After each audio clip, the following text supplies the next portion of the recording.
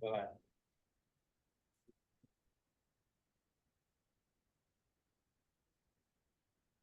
evening. I'd like to call order the July 11th meeting of the Planning Commission for Woodland Park. Roll call, please. Sure. Vice Chair Brown, Here. Donna Zellum, Present. Jared Newcomb. Here.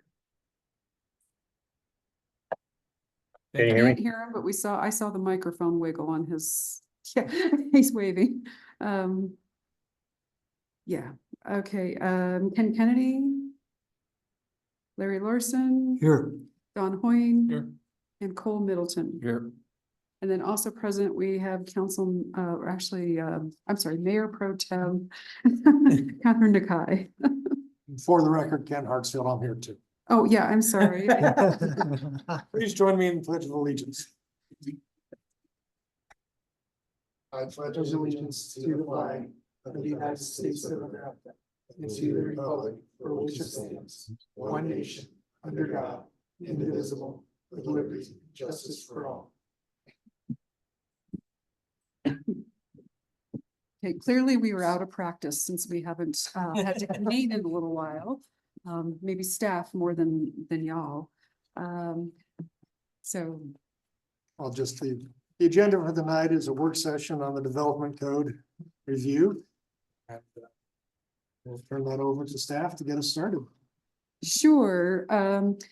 As you guys are reasonably aware, we've been working on grinding through restructuring our development regulations and been doing this for quite a while.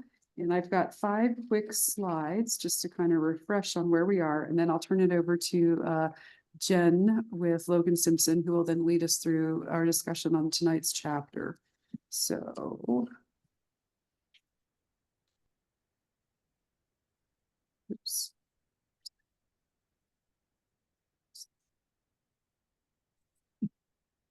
Okay, so where we are is, so what is the code? And since I think Jared's our newest one, we've had a couple other planning commission members join recently. So the code itself is our zoning and subdivision regulations, and then also another title which related primarily to mobile home parks. And these are our primary documents that the municipality uses to ensure quality development. And so these regulations include design standards that address how to subdivide land, zoning of and land uses, building placement, height, setbacks, other design standards like parking, landscaping requirements. All these things come together to help shape neighborhood and community character. And then the regulations also include application procedures and requirements, and then the standards by which we evaluate development proposals. And so why are we doing this? Well, we adopted a new comprehensive plan, or an updated one, a couple of years ago. And so we want to make sure our rules and regulations align with some of the goals and objectives that are there. We also always, whenever updates are done, the goal is always to make them a little more friendly, a little easier to use, easier to navigate. We want to ensure that the language is clearly defined and uniform throughout the document. Since y'all have been doing this for a little while, it's become abundantly clear, different mindsets, different projects, different code updates for different sections. So we, have seen some of those variations in language. So you guys have been fabulous at flagging a lot of that, so we can hopefully get that so it sounds more like one voice as opposed to 700 different edits. And then we're also updating language. You've seen that especially in definitions or uses in our use table, some of the things that were listed there. And then looking to build some clarity to the application procedures. And then, obviously we're looking for solid development projects that come out of all of these things. So as we said, this is a reorganization of titles 16, which is mobile home park regs, 17 are subdivision regs, and 18 is our zoning regulations into a single chapter or single title of the regulations. The restructuring, one of our big goals is that this should be easier to use. Right now, we've got process buried all throughout things. It's sprinkled everywhere. And so trying to get that rounded up, and that's actually by far one of our more daunting tasks, which is the one of the last chapters to do. So you haven't seen that, but we've been picking through a lot of other sections in the hope of, like I said, restructuring it for easier use, updating in some of our tables, really pulling standards out of definitions and putting them in a location that's easier to evaluate a proposal, and then develop some additional graphics. And so this is kind of our scorecard as to where we've been, where we are. This proposal has 7 chapters to it, and we have been through 5 of those. And we're down to chapters 5 and 6. And then tonight's focus is that chapter 5. So the subdivision regulations. And in this particular chapter, there's no real substantive updates. It really is a reorganization. Jen and I did try to look at updating the language.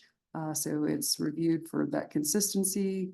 One place where we did do a deeper dive related to parkland dedication and fees, because the language there is a little inconsistent and confusing, and it's something staff has struggled with. So we literally went back to the original ordinance that established doing parkland dedication and fees and picked through that in every single update. And we did find like 1 or 2 times like a word was dropped, which we added back in to help for clarification, because you know, our regulations talk about park fees, park capital fees. There's a whole other section where fees are assessed at building permit. That's not part of what you guys see. That's actually in Title 15. And I think those are either referred to as neighborhood or regional park fees. And it's just like, so we had to unwind this. So in Title or Chapter 5 here, what you see is very consistent with all those prior ordinances for this particular set of things. In previously where all the subdivision stuff was located, we had a lot of procedural language. That's been extracted and is now going to appear in Title or Chapter 6, which will be forthcoming. And then I wanted to also note, in the version you guys were looking at, you saw blue notes throughout it, like you see on the screen here. Those are not going to appear in the final version. That was really guidance for you all in looking through this. Where did that section go? What happened to this? So it was helped. The hope was it would make your review of this easier to understand and navigate.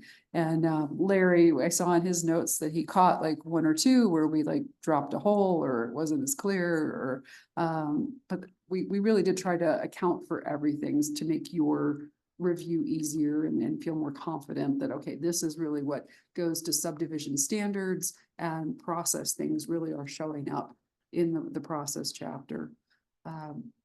And then, like I said, there was a pretty substantial reorganization of the pieces you did see in this chapter. So that's all I have by way of an introduction, and I will turn things over to Jen. Sounds great. Can you guys hear me? Yes, thank you.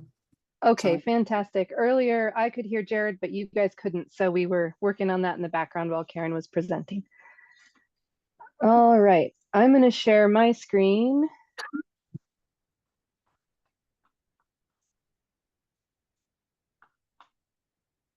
All right, looks like you guys can see it. Yes. And real quickly, on the left side is the Conveyo document, and on the right side is the spreadsheet that Jen uses, because it includes details of the comments. So every comment bubble on the left is appearing in that spreadsheet on the right. And then the far right column that's labeled notes and response, that's where Jen takes notes of things that come out of our conversation. So, all right, Jen. All right, thanks, Karen. And for those of you who have been through this exercise before, you know that Conveyo puts our numbers in a random order. So I'll be going up and down the page a little bit. I've tried to work with Conveyo on this. I'm not sure why they can't just start from the top, but I think it's based on when the comments post to some degree. So, so these first couple of comments are, well, yeah, the first couple comments are from Larry. And I know I actually went back and watched part of our presentation or part of our meeting from January, which was the last time we met. I can't believe it was that long ago, where we actually talked about intent and purpose. Because Larry mentions in his comments here, provide an intent and purpose statement at the beginning of the chapter. And we had quite a discussion about that at our last meeting. I kind of forgot about that, looking through all the different chapters, and the ones that had in purpose and intent and the ones that didn't. So, Well, let me say, I thought we had a conclusion from that was that we're not going to try and repeat purposes in each chapter because they end up being Right. largely redundant to each other. And it was simply in chapter 1, we have the purpose and we don't repeat it. We don't repeat the long list of items each time. But every chapter has its purpose. Well, if there's a particular different purpose, but the purpose of the purpose of the chapter is self-explanatory once you've established the purpose for a zoning and subdivision code. It also reduces the length of the item to have.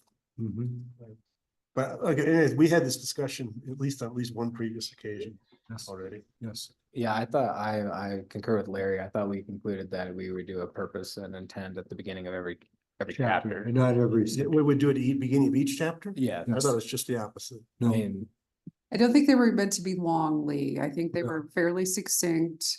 y- y- Yeah, that was my remembrance. It's just really quite succinct. Okay. So, By the way, in this particular one, applicability isn't right. The original name policy fits because it first starts out as declared to be the policy of the city. So it should stay policy, not applicability, I think, as far as title. Okay. I'm just reading it again here. Is everyone in agreement with that this could revert back to the original title was policy? So we could keep that policy and then before that add a purpose and intent. nobody's saying no, Jen. I think yes. Okay. All right.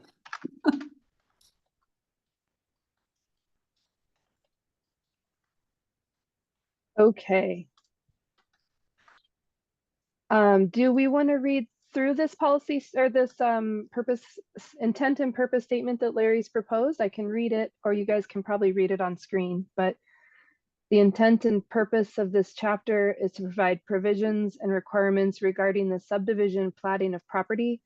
This chapter includes provisions regarding applicability, compliance, subdivision classifications, exceptions, plat amendments, improvement standards, general design standards, street, trail, utility, drainage, easement, right-of-way, design standards, dedications, park and park capital fee, open space, and improvement agreements. That is a pretty long list. I think we might be able to shorten that up a little bit, but any Let me thoughts? just ask one question. So when this comes out of Conveo, if I'm saying that right, will there be like table of contents and showing you what the chapters and paragraphs are? Because if there is, that would list those things for you. And you could just say, you know. Yeah, I had the same sense. A table of contents is better than swishing into a paragraph, which is hard to read. Yeah, just feel free to whittle down on that. but I just didn't know how it was when it comes and gets put into its final form. I didn't know if it was gonna have that. Is there a table of contents that will come out? Yeah, there will be an overall table of contents at the beginning of the document. Confirm. Yeah, and if we want to, I mean, we could add a little table of contents at the beginning of each chapter just to say what's generally No. in these sections, but okay. I would be okay with that as long as it's done automatically, because that way it's no extra work Right. and will be consistent. Okay, If it's extra work, I would be against it. Our Yeah. existing code has that table of contents in front of each. I chapter. find that helpful. Right. Yep. One thing about writing it here, since I'm gonna have to start nitpicking, little later on, I'm gonna propose that we get rid of subdivision classifications in this section as accomplishing no purpose, minor versus major subdivision. It's in the definitions now, and the only difference it describes is a procedure, all of which is right at the beginning of chapter 6, or what Okay. appears to be chapter 6. So I say this is an example. Let's take out Well, so that's why, subdivision classification, where was it? that's why if Conveo is doing it automatically, we don't have to worry about it being inconsistent. Exactly. It'll just be what it is and it'll be right. Okay, and I want to back up the bus ever so slightly with regard to the concept of the table of table of contents. That back when we used to live in a purely paper world, between the table of contents and an index was very, very critical to use of these kinds of documents. Now that these show up online and are much more easily searchable, and even I think if it was still a paper document, how each of these sections is labeled becomes much more critical. And that's part of one of our bigger failings with our current document is how something's labeled right now. You would never think to look in that section for that information. You know, because sometimes it's like so off. It's like, why is that there? So in my mind, getting the titles of the sections is going to be more important in terms of the usability of the document. So maybe right. So I'm totally cool with giving a brief what one would expect to find in each chapter. But I would just discourage having to then, Right. list out each item when the table of contents should do that for us. Yeah. And Jen's note makes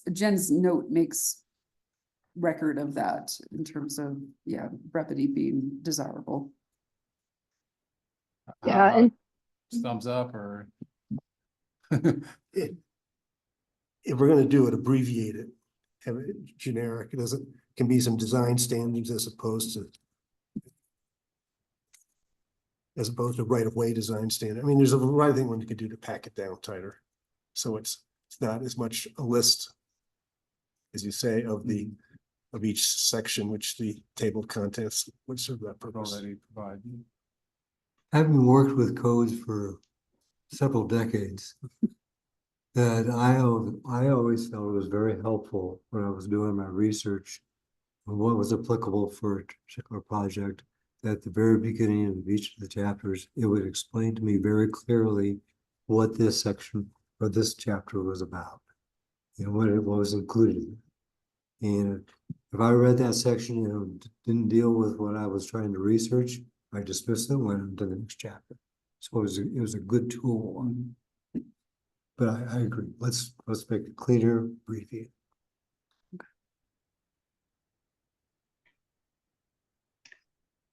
all right. Larry, you highlighted one of the items that I had also highlighted, that we need attorney review of this language in the compliance section. Exercise of valid police power did not make any sense to me in a land use code. So we'll have Nina be reviewing that. That language will likely change in some regard.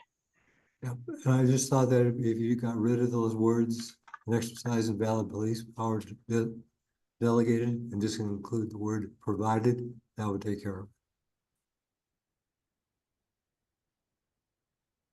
Yeah, I don't think Yep. I'd be hesitant to say we just get rid of it because we don't know where it came from. It could come from a state statute, Yeah, and that's why we were punting that one to the attorney. Yeah, I think Yeah, We had flagged it and we were just punting it to the attorney. I was just trying to make a suggestion. Yeah. Sounds harsh. I think it's a good suggestion. We'll verify that with our attorney just to make sure we're not missing out on anything. I think actually we probably should have started with these general comments and questions. I can probably skip a lot of them because Karen covered quite a bit of this in her presentation. One of the comments was to give new commission members training regarding Conveo. So if anyone has not been able to get into Conveo, please reach out to me and we can, I can help you. I can schedule a quick call. It's really easy to use, but I think, but I know everyone has different opinions about it. The drop-down function does not include chapter 1. That's correct, probably correct. And then Karen, I think, did you address this already? I can't remember. When will the revised previously discussed chapters be available? I think we can talk about that at the end of the meeting. And then will short-term rentals now be incorporated into the UDC? They're now part of Woodland Park code, correct? So I don't know about that one. Yes, the citizens ordinance is long past adopted, implemented. We've issued an STR license. And all of that, language, I'm real sure I sent it to Jen on at least one occasion. But I can do it again. Will be in the code, and because of the language that shows up in definitions, and then it also will be showing up in the use standards section. Because that's really what that amounts to. Oh, and then of course the use table. Yeah, if I remember when we talked about after the election, on that petition, there was specific language that really couldn't be changed. Oh, we're changing none of it other than Yes. like the numbering, so it jives with the new numbering. But that's Yeah, it, just, not even a comma. I mean, as far as I'm concerned, it goes in exactly. If something shifts, it's because of legal guidance. It's not our level. no. We're just gonna live with typos for a while. Yeah. Okay, So, but thank you for double checking that point. Because I'm sure we will hear that question again, at some point when we get to public hearings. It's like, where's the STR stuff? So. Yep. Yep, and I do have that email. Thanks for the reminder, Karen, but I remember that. We will be rolling that in. Okay, so on to, again, as we all know, we've been trying not to change too much substance. But there is a comment here that let's see. And now I can't see what's under there, but I have another document open on the side here. The existing and proposed public improvements shall conform to, I think it already says shall, doesn't it? Shall Yeah, conform I don't to think- and be properly. I Yeah, don't think that was appropriate. you don't think shall, I don't think, okay, I see that. Sorry, I did not read that comment correctly. That's So, existing language. That's not a exactly. change. Well, I understand, but shall make something legally binding. And the comprehensive plan, while an important guidance document, is not legally binding for the developers or for the city. So it's just, it implies that if it's in this comprehensive plan, well, it's the law. But you're the lawyer. Just to understand where you're going with it, does the word should describe what you? Yeah, think it should be? something non-legally binding, will, should, is intended, anything like that would be fine.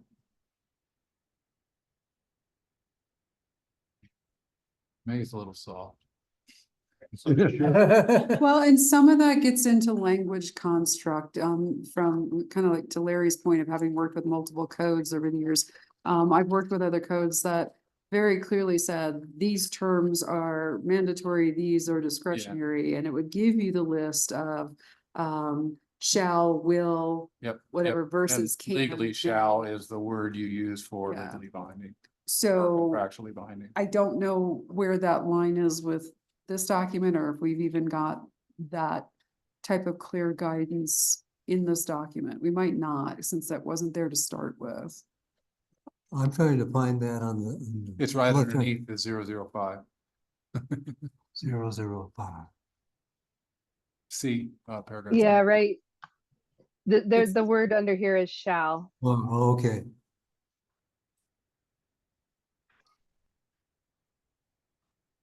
Well, something between shall and may. Yes, exactly.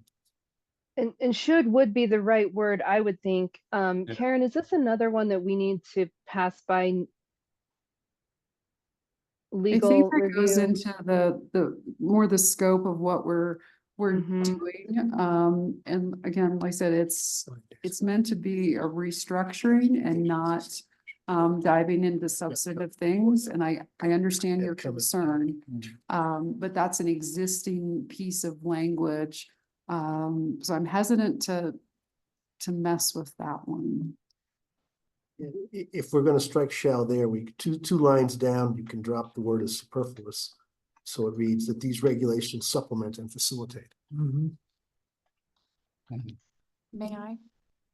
Yes, Catherine. Did you- So the only thing that I have a problem with taking the shall out is it's talking about building and housing codes, which it shall, and zoning ordinances. So maybe you just reword the comprehensive plan part and say that that's not part of the shall. Cause that seems to be the issue Don has, is the Yeah. comprehensive plan. Well, the ordinances is a different sentence, No, not the way I read it. Yeah. Okay, right? And I mean, it's the same sub bullet. It's Oh, the yeah. same bullet, but it's it's the two same bullet, sentences. it's just, yeah, so I'm just, if the comprehensive plan is the problem, just take that and put it in a different sentence.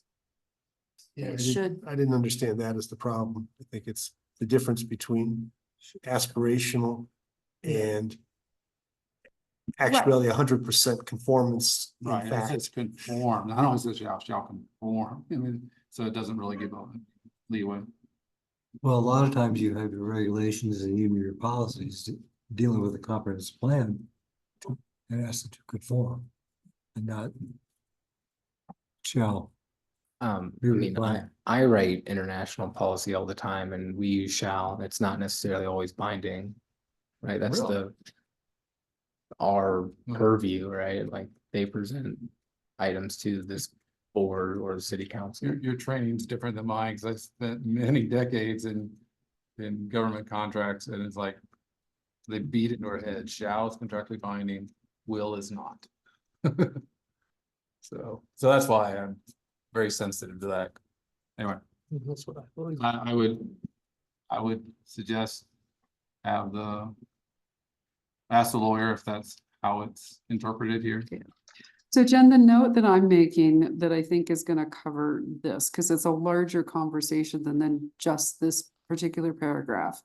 Goes back to what I said a few minutes ago about, do we have language construct and usage rules in the document? If not, we potentially need to put that in there.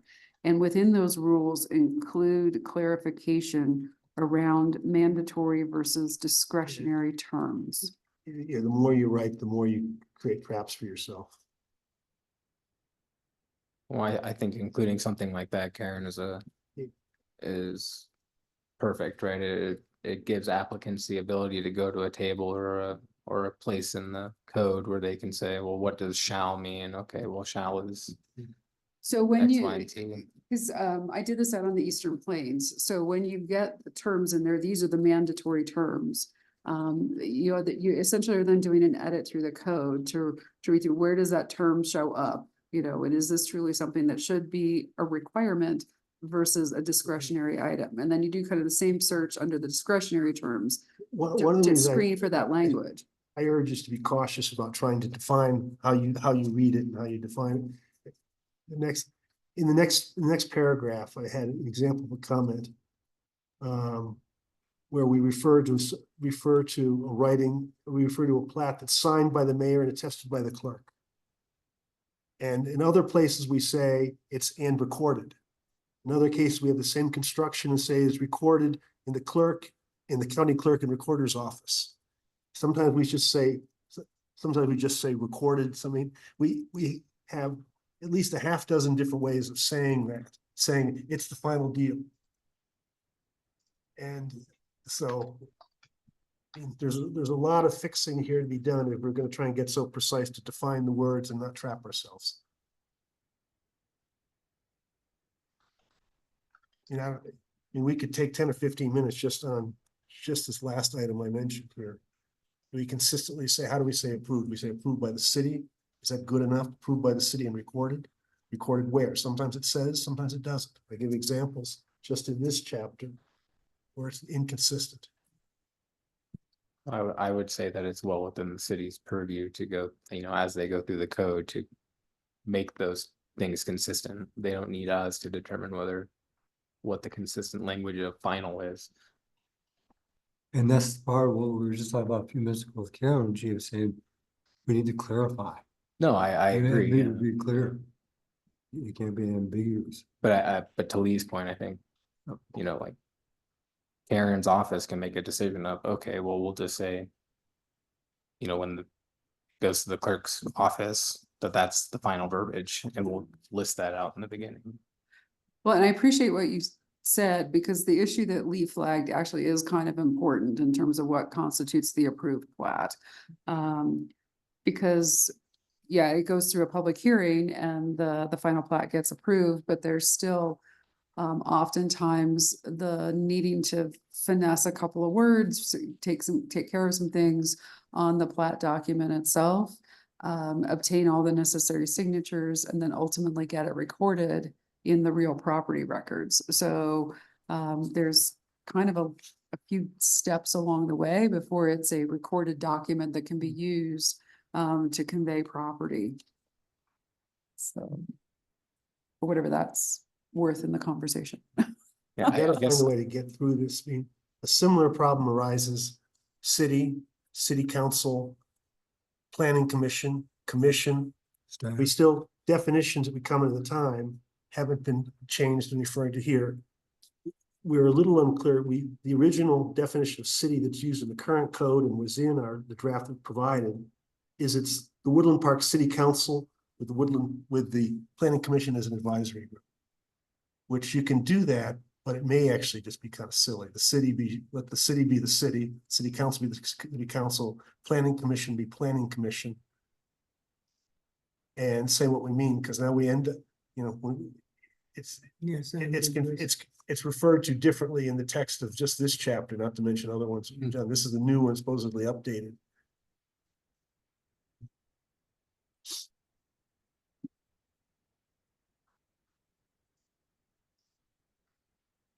Okay, so the note that I made there related to that goes back to the proper names of the various boards and commissions. And I think your succinct summary at the end is what counts. Say what you mean. If it's city council, always call it city council. If it's planning commission, call it planning Don't sometimes commission. call it council and don't sometimes call it sometimes us just the commission, other than planning commission. no, I agree. I just think that it's gonna be really hard. It's really hard to get to a consistent verbiage throughout when we do a chapter at a time. It's gonna be easier for the city to go through and do it and paint consistency throughout the document internally. It's versus- also brutal. Conveyo doesn't have a search function. Right. I mean, it may for the operator, but it doesn't for us. So it's really hard to use. Yeah. I No, mean, and so this is where the objective of this exercise really is exactly what you guys are flagging, is these larger issues that, staff should be spending time on for you, it's like to read through for these specific points. Because it is a pretty lengthy sweeping process, in a Word document to go through and, just find all the examples of where this happens and, read that within that context. And it's a long, tedious process. It's got a search right there. Maybe you just gotta scroll up your screen. I would Alright, like to, Okay, thank you. If it can. Karen, I don't know if you want to provide any guidance on this. As a wholesale change for the final draft of this chapter, I think a really great point has been brought up and we've all kind of agree with this inconsistency of signed by the mayor, recorded by. Do we want to find, and we don't have to worry about that this evening, Karen and I can work on that, but Karen, do you want to find consistent language for those pieces? Potentially. Okay. But right now, process wise, there's some things like, I think it's the exemption plats when somebody's really just adjusting a property line between two lots, things that don't involve a public hearing. I believe those are signed off at a staff level. That or I'm mixing my documents, but Who signs them off? I don't know 100% sure. I'm doing this from a really bad memory place.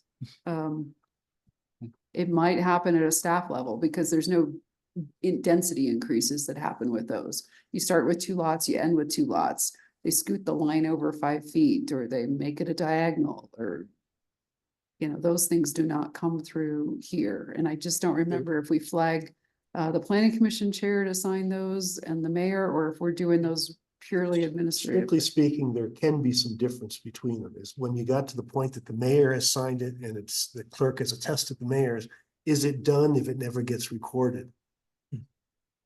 What's the significance of? Well, if you wanna check and see what the right answer is, there has to be one place you can go. Right. It has to be recorded. Here, I mean, it's every which way and probably not on in a basis of analysis, but based upon just what was convenient at the time to write down. Yeah. Okay. And I guess the answer, we shouldn't try and figure it out now. I mean, I can give you some places where it appears, but the point was made correctly that when this thing is closer to being done, somebody needs to go with the entire document and keep searching on almost every one and keep searching for comparison, and you'll do it. And it doesn't help to do it a month apart because you've already forgotten what Do we you wanna decided the previous month. We wanna, as we go through this, where we identify those, keep a list, a running list of, you know, city council, ensure consistency, you know, planning commission, ensure consistency, you know, signed in by the mayor and recorded, ensure consistency. You know, we get to have a list and then someone can. Approved by the city or approved by the city and recorded. And Yeah. I don't know that because it's small on the screen up there, it's hard to see. This is where it's easier if you got, you know, a laptop in front of you and you're logged into the meeting. That far right column on the screen is where Jen's made note of that specifically in terms of searching for consistency. I don't know if you want to read your note, Jen. Yeah, so I said need to ensure consistency with planning commission and city council, but I also said additionally, the current language is inconsistent with recorded versus signed by the mayor and attested by the clerk versus ... because there's several instances of this. May need to clarify what constitutes a final plat or final approval throughout the chapter. Was And that I actually think- procedure? Say again? Almost sounds like the signatures should be defined in the procedures, that it's Right. not approved until this person signed it, this person signed it, and it's been recorded. Agreed. I think we spell that out in the procedures and then we pick a consistent term or set of terms, and then we can replace these others that say like signed by the mayor and tested by the city clerk. If we're just saying an approved and recorded document or something, if that's the end all be all, then that would be the terminology that would replace any other instance that's slightly off throughout this chapter or the rest of the code for that matter.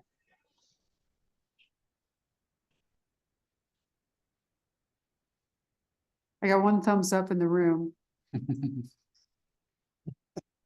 Online, Jared's not giving us any issues or concerns. Yeah, he seems happy. The rest of you guys are okay with where we are? Yep.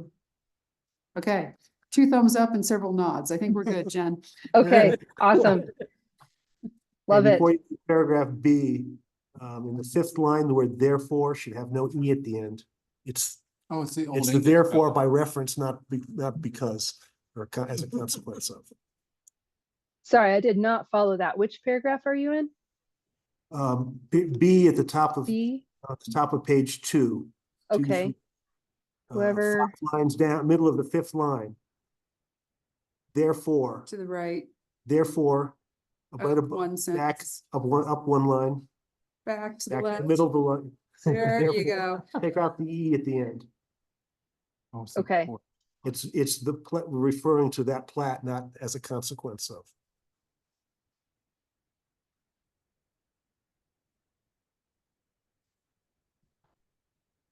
Okay. You just sounded like my English teacher mother there for a minute. So,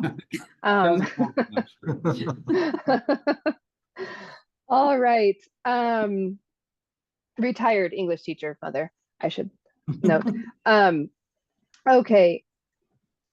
There was a comment here, section 1704.050, deleted or moved.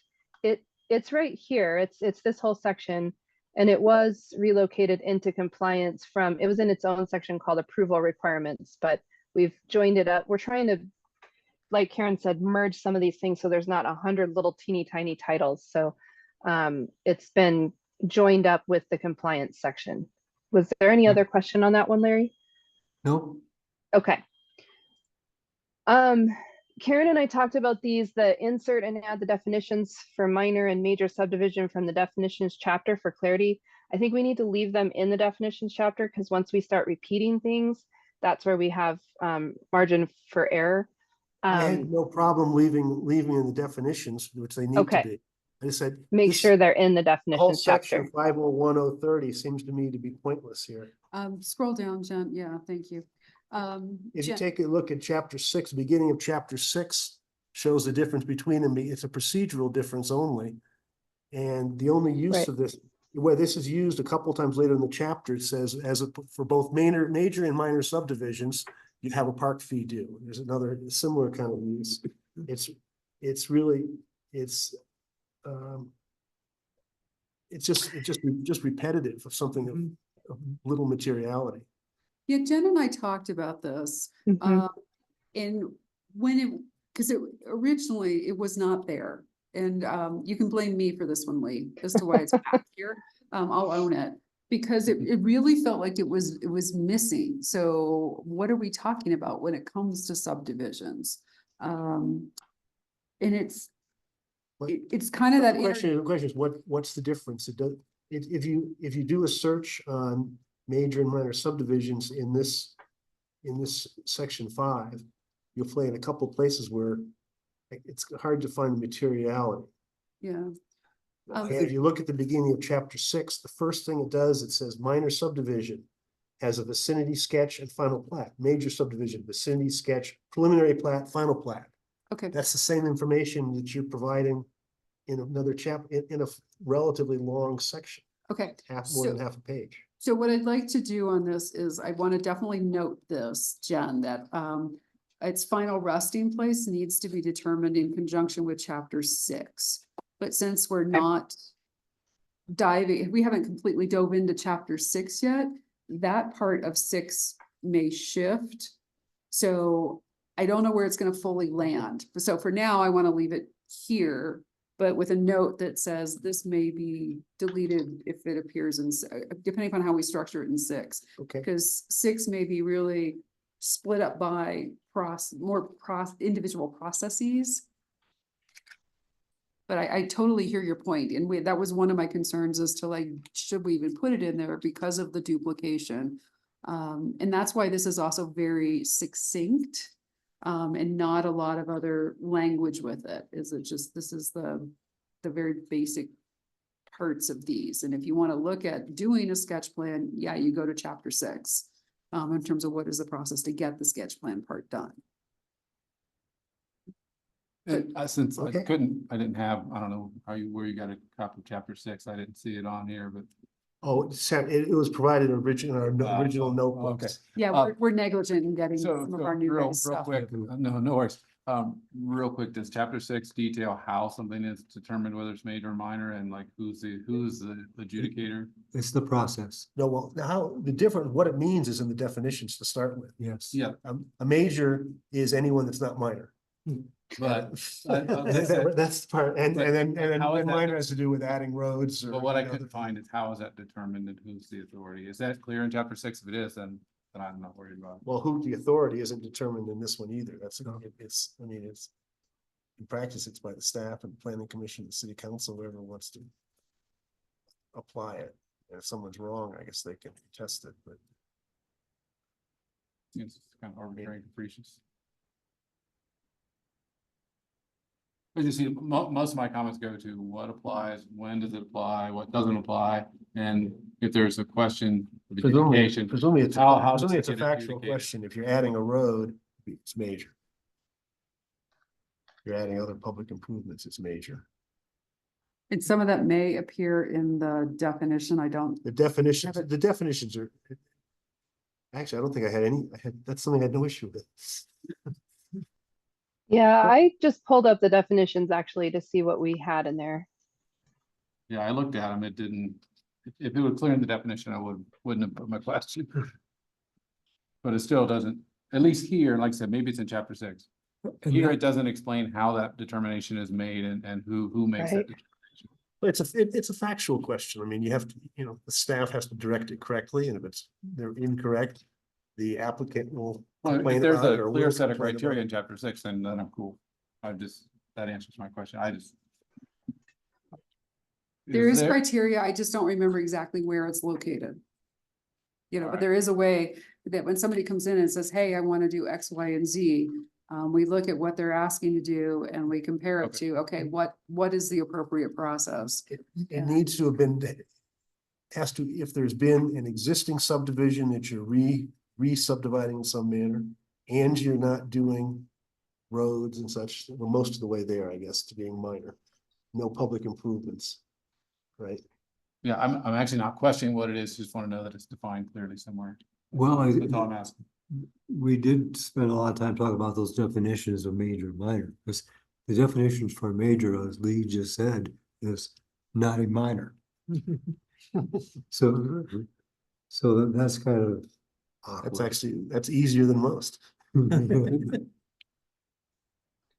least it can't be both.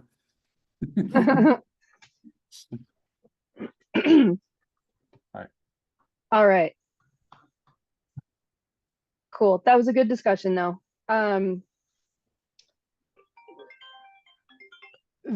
Vicinity, is vicinity sketch plan defined? Is there a process or procedure provided? And the answer is yes, it's in the procedures chapter. But is it defined in our definition section? Let me, That one may I not don't be. believe so. Because it's Yeah. one of the things that we're trying to extract and clear up. And I'm doing this from memory, but I think it's actually in our current regulations, a section that talks about vicinity sketch plan is the only place that identifies what it is, if I'm remembering correctly. So, I- yeah, we probably do need to peel out a definition. Yeah, it's not defined in our definitions chapter currently. Yep. But I'm pretty confident it's buried in that code section as currently written. Needs to be clarified. Or delete. Yeah. I think it's also fair that typically a sketch plan is something very conceptual. It's brought before the staff to say, this is what I think I want to do, and then from that, the determination is, oh, that's a minor, that's a major. Then it And starts to it's- get it's- fleshed out. Yeah, It's really, we do provide a written memo back to the developer. And it's really that opportunity that summarize, hey, we understand you want to do X. And so looking at our regulations and codes, we've identified the following issues or challenges or things you need to address in doing this. Open space, parking, there's a trail there's a trail right over here. How are you going to connect to that? Drainage is going to be an issue. You need to really think about this. So it really gives them, the developer, some guidance to evolve their design and put together like a preliminary plat application or that PUD and preliminary PUD development plan. So that's really where that sketch plan happens, is it's an opportunity for us to kind of give them a to-do list of things that they really need to address. And sometimes they listen and sometimes they don't. And actually along those lines, I just wanted to pose a question to the group. I made a note in here to add vicinity sketch plan to the definitions, but Karen just brought up a good point. I mean, part of the description of a vicinity sketch plan versus subdivision master plan is kind of that checklist of items that need to be on them. And a lot of times we won't put those in definitions specifically because it's that kind of list of items that define what they are. So I just wanted to throw that out there. Are we okay with kind of that approach, or letting Karen and I kind of, when we get through that in the procedures chapter, kind of make that determination? Because there may be a way we could provide some sort of definition, but it really does kind of tie to what all the components are of those different application types. If that makes sense. Jen, I think that's a good approach, kind of embed that definition, with the section you're talking about processing, saying, Mhm. to start the pre-application process, you need to prepare a sketch plan, and a sketch plan provides this kind of information. That may work, Okay, but just keep that in mind. Doesn't have to be done right now. And to be, if it's only used in one place, adding a separate definition that repeats the same thing is usually not useful. Yep, that's a If good it's point. used in a couple, 2 or 3 places where you have to say what it is, then you just draft it differently.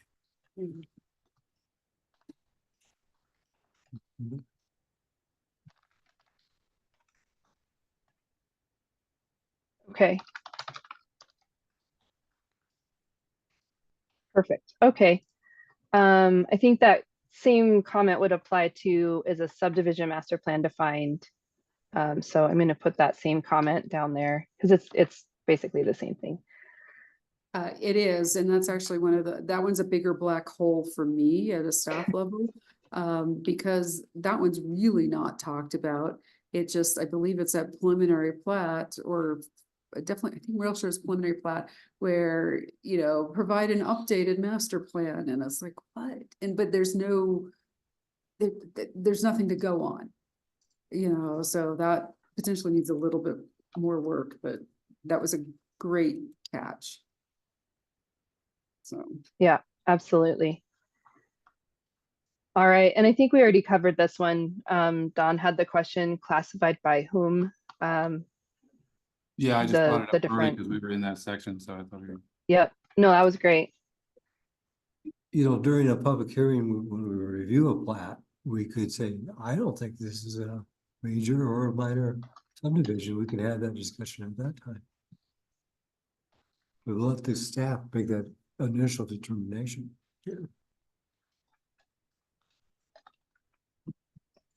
Okay, Well, I think those the major versus minor, I think that's actually reasonably clear in our regs. It's just not part of what you're looking at.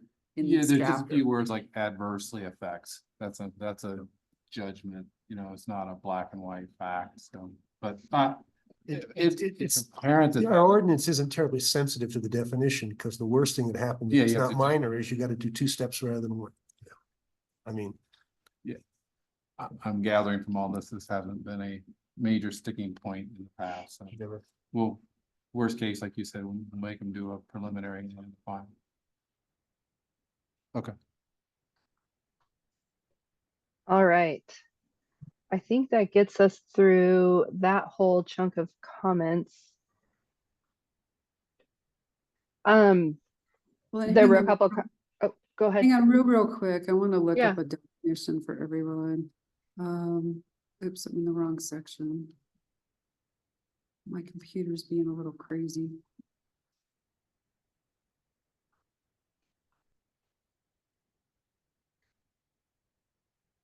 Maybe I need to have my eyes checked.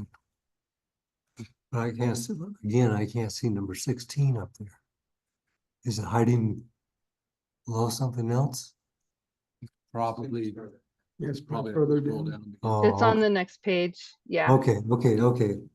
It was hiding, yes, Yeah, you're right. That is a flaw. That's a flaw in the application. That it's not. yes. It just Not goes up and logical. down, and it drives me crazy too. I wish it would just follow the Okay. page 1, 2, 3, 4. Okay.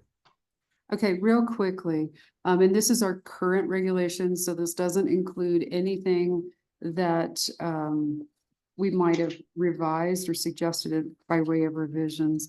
So how we currently make that distinction is a minor subdivision means any re-subdivision of any existing subdivision fronting on an existing street, not involving any new street or road, or the extension of municipal facilities, or the creation of any public improvements, not adversely affecting the remainder of the parcel or adjoining property, not in conflict with any provision of the comprehensive plan or ordinance or these regs. And then, yeah, I think it was Lee or Larry, your point is a major subdivision means all subdivisions not classified as minor. So there is discrete criteria for what's minor. Mhm. And then if you're doing anything beyond that, that's major. So that's where that's at.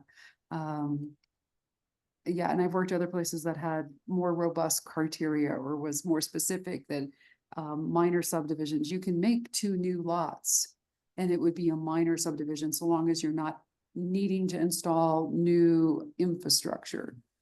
So, you know, if it was a larger parcel on an existing road, and all the utilities were like right there in the road, that was potentially a minor subdivision where you're just making like 3 lots when everything's already in place. But if you needed to run new utilities in, then it would default to a major. So there's different ways to slice that up. But in this particular case, we're not looking to make any changes to that. I We're just want to know who's the final to say. That's all I really. Yeah, wanna know. no, it's. Is it planning commission?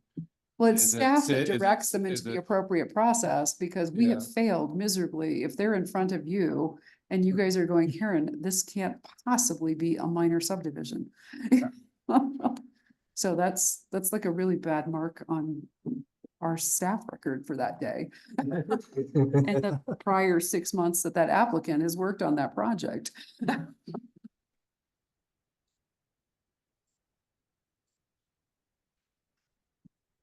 All right. These next couple of notes, I just said noted next to them because Larry had noted that these sections that we identified as being moved to the general provisions or procedures or definitions would need to be further reviewed when provided, which is correct. And a lot of times I wrote some of these notes for myself so I could Yep. remember. I figured, and I think I've figured out your process, Larry. I think you go through once just making general comments and then you go through again, don't you? And make more Yep. specific comments. Yes, yes. I And like can't your wait to do process. my specific comments at the end too. Yeah. Nope, I think it's a good process. Okay, this next one is, are these exceptions and or? Yeah, do And you I have was to meet trying to all look- 4 exceptions, or if you meet one of them, you're considered accepted? And don't this care is what a, the answer is, it just wasn't clear to me. no, and you're right, and it's not clear, this is exactly verbatim from the existing code, and it's not clear there either. Does anyone know how they're typically applied? Does this ever happen? The content's clear after 3, you're right, after 3 semicolon, it should be and. The intent is all will have to. These Lots have- were originally Yeah, planned. made all 4. I think it's pretty clear. It's not clearly written, but it's clearly must be what was meant. But Cool. I would agree with that. I think it should be an and. Yeah. Yeah. No, that's By the what we're way, saying. In the Yeah. first portion of this, part A, second line, lot area requirements of this title. There's another thing all the way through title should always be changed to either code if it's generally applicable to the code or chapter. This particular one should be code because the lot areas would be things that are in zoning as well, so different chapters. So, but any place title is used, you need to Yes. check and see which it should be. Thank you. Good If in catch. doubt, use code. Okay. We have been trying to be cognizant of that, so thank you for catching that one. Okay, first approval, 16.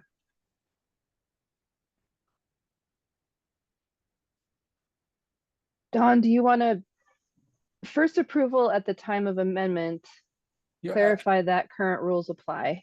what I think it's saying, but I obviously was not competent that I was sure that was saying was that if it goes through this amendment process, then do we apply the rules that were in place at the time of the original approval, or do we apply the rules that are in place at the time of the amendment? That's what I'm trying to clarify. It's always, the rules in place at the time of the application. The So- original application, or you consider the No, the- amendment and Whatever application? application is happening at that point. Okay, That wouldn't necessarily be the case if you're doing a plat amendment. Plat amendment says you're changing what you did before. that's what I want to clarify. Like I said, once again, I'm Yeah. okay the way I want it to be clear. You know, we have to work off of the current code. I like So- that answer, but. Yeah, no, so something that was platted in 1972, there were standards in place. It was met at that point in time, you know, that's Yeah. when it, and that's not the best year to use, but let's say 78. So something gets platted, recorded, that's what it is. And then in 96, somebody comes in and says, hey, I want to change this. We would review that application based on the rules in place in 96 or going forward, 2026, whatever the set of rules are at that point in time, that's what it gets reviewed against. Okay. There's a reason this stuff evolves and changes over time. This also goes to that concept of, legal non-conforming. So something that was developed under an older set of rules can continue to exist. But it's when they want to make a change typically, that's when they have to come into compliance Sure, with the sure. current rules in place at that time. So when I read it, I thought, kind of sounds like you're saying it's the rules that were in place at the time of the original plan was approved. I don't know if others get that same impression. Proposed change shall be subject to the same procedures and requirements as if the land affected was being first proposed for plat approval. Like, you're right that can't be right. Same But procedure. I mean, if it, No, what if we there is- didn't have a planning commission in place in 1891, it was first laid out or something, and it has to follow the same procedures. I mean, that can't possibly be right. Yeah, no, I think what they're trying to get at is, So if I got approved 5 years ago and then there's a major code change that's gonna drive me, drive a lot of money. Yeah, well, you I'm can gonna keep fight doing, you that. can keep doing what you're doing, and if the lot was a smaller lot than is now allowed, you can keep the smaller lot, but you can't make a new smaller lot. So I just want to be clear. Like I said, I'm not challenging what it says. I just want to make clear, the meaning clear. Do others find the same potential confusion, or am I the only Oh, one you're, reading it? you're that right, way? though, because it can't possibly be right. The proposed change will be subject to the same procedures and requirements as if land effect was being proposed for. Exactly. Because So the world is different 50 years later. well, but does that basically mean that if they want to amend it, they're treating it as a brand new first proposed for plat as I- opposed to what they did 20 years ago? I think that's what it's I trying to think that's what say. they're trying to say. Yeah, We just need to say it better, Yeah. right? yeah. And I don't know that my fix was materially better, but I think in this room, our intent is quite clear. So whatever language anyone might want to recommend, do you think that makes it perfectly clear?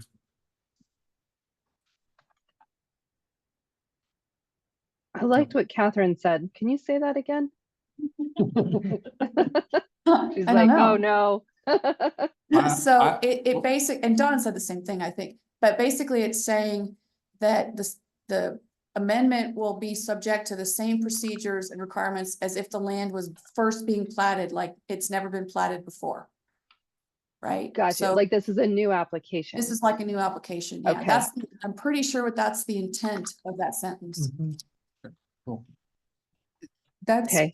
my interpretation of it, quite honestly, because if I had to go through, a public hearing process to get my final plat, and now I want to make some other amendments to this thing, and it doesn't fall under one of the other categories.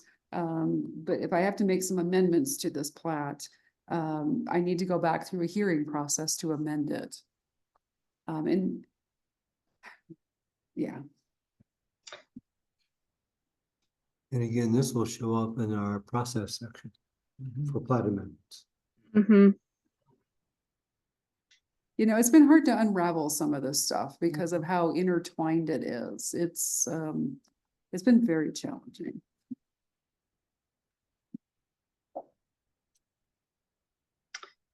Yeah. Be processed as a new application. Yeah. I'm kind of thinking that process is a new I- application per the procedures chapter, and then we And I go like what you through. wrote, reviewed based on the regulations in place at the time of the application. I think that's very, very to the point, very clear. I Okay, like. okay, yeah, and then we will spell out the procedure for that in the procedures chapter. So this is just like Karen said, unraveling this is like, yeah, interesting. Okay, there weren't any other comments on the rest of that. But then we get down to 17.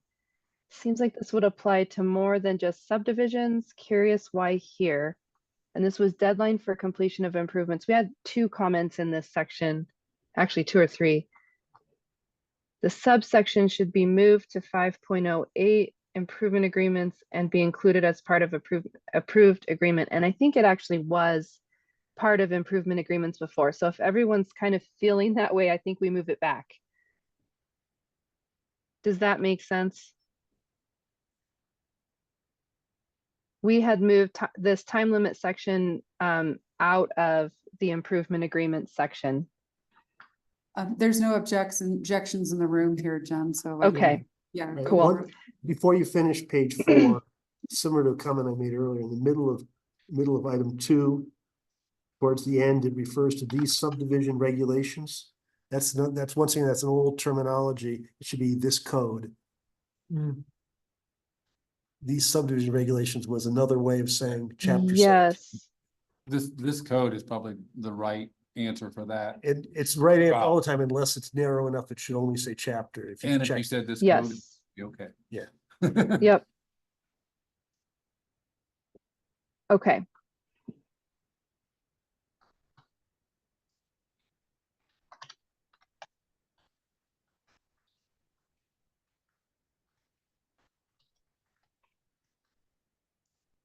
All right. 19, is there a penalty for exceeding the deadline, or is the plat approval revoked or suspended? Et cetera, or whatever, is there? I'm not trying to write new code, I'm just, is there? Right. there some section of the code that would apply in that case? Or-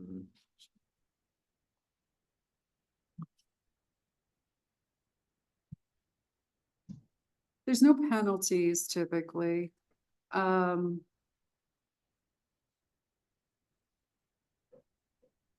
Because the way things are set up is, and this is one of the bigger substantive things I really want to change, is that anytime somebody is installing public infrastructure, because right now, you can get a preliminary plat approval, you can get your construction drawings approved. And from that, you can go and build streets and install water and sewer lines, all that kind of thing. And then you can, when you get done with that, you can come back in with a final plat and say, see, I've done everything. Now approve my lots, and you record that, and you've got land that you can sell. Or the other path is, you go through preliminary plat, and then you also get your final plat approved, but the plat gets recorded with the subdivision improvement agreement that spells out everything that needs to happen, and there's a financial security associated with that. So that should the developer not finish everything and they've sold lots, because there's money there for the city to come back in and finish installing all that infrastructure. But it's much more desirable to have that agreement in place, regardless of when somebody's installing that infrastructure, just so it's clear what the expectations are, what the scope of work is, that really needs to happen regardless of when the final plat happens. And it's the financial guarantee that's very desirable, especially when they've sold lots to other folks. And like I said, making sure that they truly get something done. So if somebody does not get the infrastructure done, is there a penalty? No, especially if it's that first path where they did not have to enter into a subdivision development agreement. So the sole penalty is really just withholding final approval. Is that? Well, Or there may be other. if there's other a penalties, financial if there is. guarantee, they essentially forfeit that. Then the city has to take action to go in and Yeah, obtain those funds to then do the work. as is written, the city can either agree to extend the deadline or suck it up. So, this provides the city no protection or coverage other, the only thing we're withholding here is the final plat approval, but. Okay. Guess There's clear no enough. letter of credit or there, and then There may be other repercussions based on the forfeiture deposits and things like that, but not. No other, no. There's, yeah, no, it's favors the developer. You know, that's a good point, because we just reviewed a subdivision several months ago now up on Highway 67, in which it was a very specified phasing program. Certain things had to be done, and they weren't tied into the calendar. They were talking about when this process was done, then you can move on to the next one. This section may actually kind of violate that. I mean, that provision may have violated this section of the code. Because we're at specific dates, 1 year. are you suggesting beyond that, that this agreement, the language talks about all required improvements. If there's gonna be some phasing process in which we can. Yes. We can say phase one is all done, they can start to sell their lots because that's done. It really means there needs to be agreements with respect to into all improvements, or if the city accepts it, by phases. Yeah. Well, and quite often the developer is installing the improvements for just that phase. So that's where it gets. Well, that's what I'm split down. saying, but this doesn't allow for that to be done. No. Yeah, it It does. says shall All agree. required- Deadline to the completion of all required improvements. But the required improvements for that phase. Cause a lot of times That's they're, a drafting suggestion. well, a lot of times they're there with, you know, hey, when you look at the preliminary plat, that's when you see multiple phases. It's when you see the final plat, that's when they're talking about this is phase one, or I want to plat phase two, because I've already done phase one. So that's where you guys see that.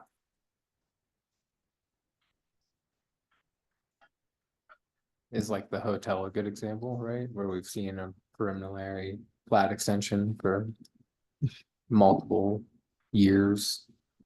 Not, It's just. Decade. But there've been no improvements, so. and I think that's technically a conditional use permit, which is why I'm like, I don't think that one quite does it. I just don't know why I have a deadline if there's no actual repercussion. I think it is partly to provide some impetus to get something done.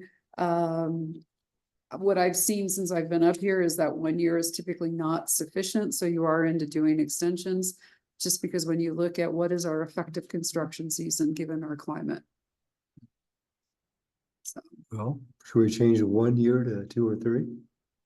no, I think it needs to be one, and maybe Make it include extended. language for of obtaining extensions. And back to Lee's earlier, the city shall have the power to extend. Is that actually one of the few things the planning commission can do, or does that have to go to the council? That CJ and I just talked about today. And it's less than clear. And it's been done a couple different ways. I know there was one recently that did go back to city council. But there were like some other issues associated with that. We've got another one where they're stinking close and they're just grinding away on it. And right, wrong, or otherwise, I apologize to the council. It's like administratively at a staff level, just keep them moving, knock it out. I'll administratively grant an exception or an extension, since I don't have any real concerns about them getting this done. More concerned about making sure that the the financial guarantee is extended in correspondence. That's my bigger concern. The city engineer may end up with a different opinion and we still may end up in front of city council, but there's other things to really be working on, especially since they're this close, just knock it out. Well, maybe the code needs to specify that as long as positive progress is moving forward or something to that direction. Yeah, You have the ability to say, yeah, keep on doing it. But if it stalls, it's been stalled for 2 years.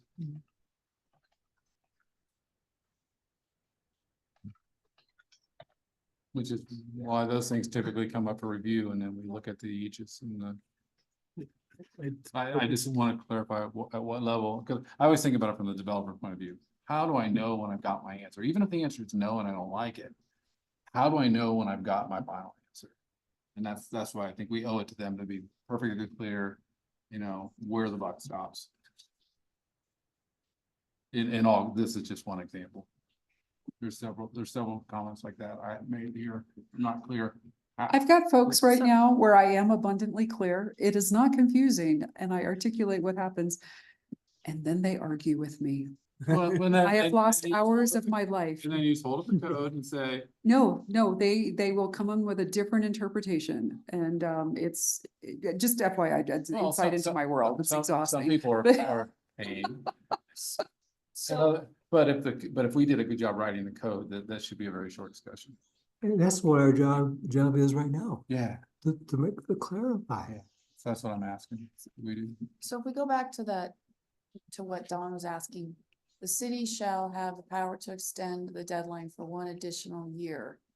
Where the subdivider, is 1 additional year enough, or should it just say Extend the deadline. extend the Extend the deadline? deadline. And you could even say extend the I mean, it's just the 1 additional years. Sounds like that if they want to extend it again, they can't. Right? Presumably, Presumably. it'd be an additional, a new addition- request. For extension. It's just a thought. Well, once again, I wish we had the library of the ordinances, because it might say in the ordinance, it might be explicit that it's 1 year, in which case we can't waiver on that. Then if you read the rest of that sentence, it says the subdividers can present substantial reason for doing so. Well, ran out of money and. Yeah, I'm not done yet.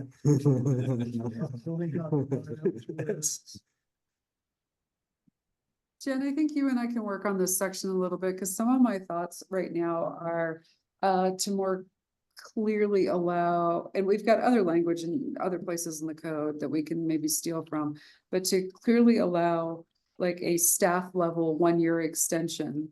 But also the ability that if we run into issues that staff could refer it to city council. And maybe extensions beyond that need to go to city council. Since it's typically associated with that development agreement. Clearly, we don't want to go to the city council so that they can extend for 6 months for somebody, and wait till next spring to go finish the job. I mean, there's got to be a broad range of things that the city council shouldn't be burdened with. Karen, you brought up a very good point, and we need a section that wherever a provision allows the staff to make a decision, you have the ability to go ahead and refer it Oh, okay, yeah. for anything. And, I think that's important. Say, well, this project is getting out of the scope, it's getting to more of a policy, direction. And think about that. It's interesting, but you want to be careful of that too. You've taken what's an administrative decision, which can be reviewed, judicial review perhaps, or something like that, and tried to make it a policy decision of the city council. If you want, I'm not sure it's always better, and I'm not sure you'll make the city council happy. Well, that's true. But allowing that does have some utility, and that presumably the city official is not going to refer to the city council if it's a bad idea. Yeah.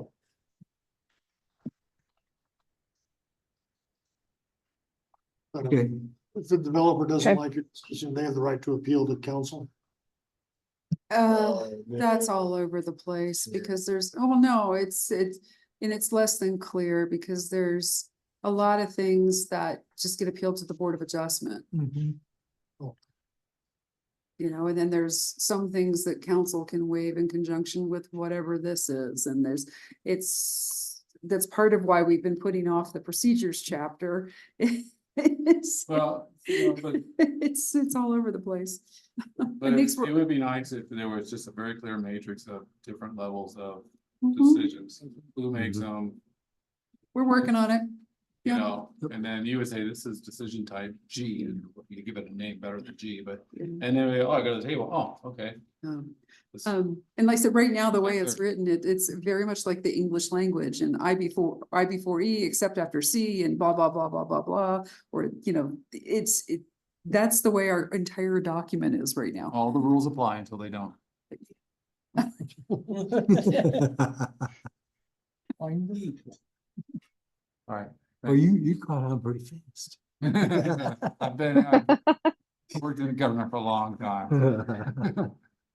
Okay, Jen, where are we? All right. No, that was a really good discussion. Let's see, comment 20 here, it's another should shall, so no improvement. Right now it says no improvement should be accepted by the city until all defects are corrected. And the suggestion is to change that to shall. No improvement shall be accepted.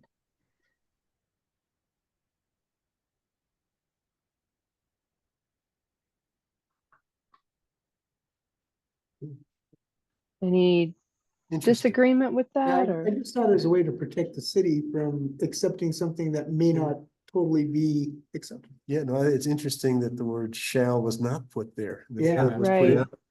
Unless the city unless the city wants the ability Ability to say, we'll okay. take the bridge that's shoddy. Yeah. Sure.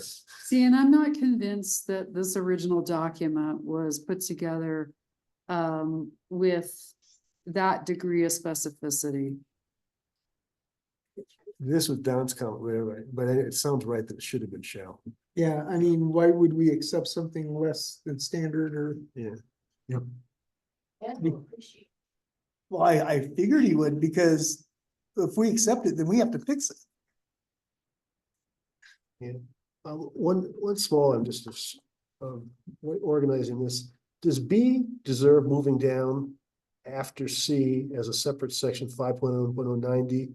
Sounds like something we might want to have. The city council may delegate to the city engineer or such other official shall appoint any of the duties and responsibilities assigned to it by this chapter or code, as opposed to the 5.02 is a reference to an earlier edit that doesn't exist here.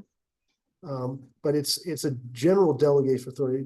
Doesn't it sound right that the city engineer should be delegated whatever authority the city council wanted and not just simply as below the inspector? It seemed to me delegation authority to city engineer seemed important enough to be a .090 subsection. Delegation would be a great general thing for that procedures chapter. Yeah, Okay, so I may get picked up in some other process, but Yeah. but at least it seemed to me that B should become 501.090 and maybe, but subject to someone with some great drafting, picking it up also some other way.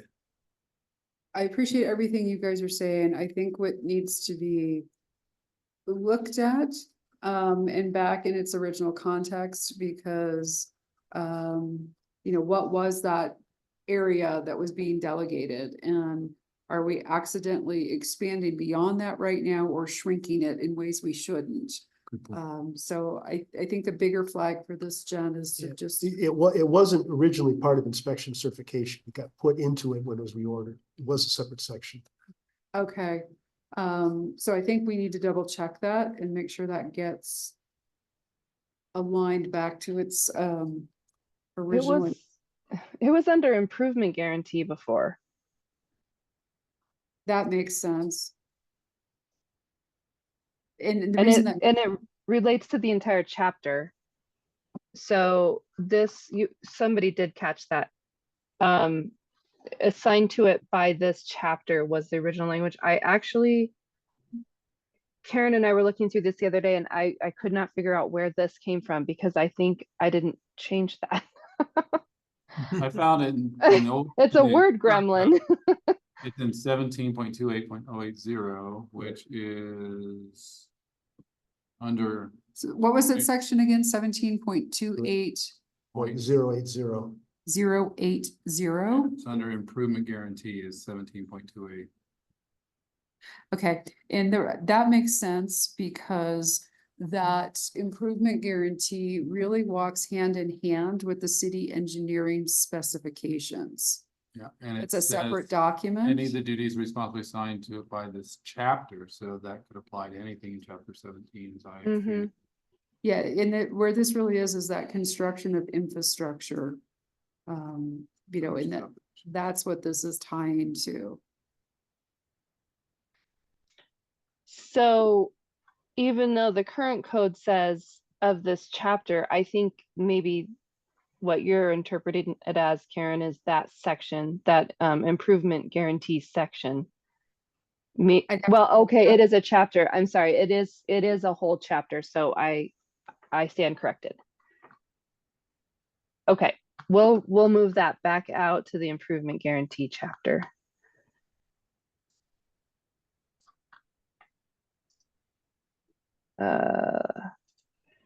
Get my notes straight here.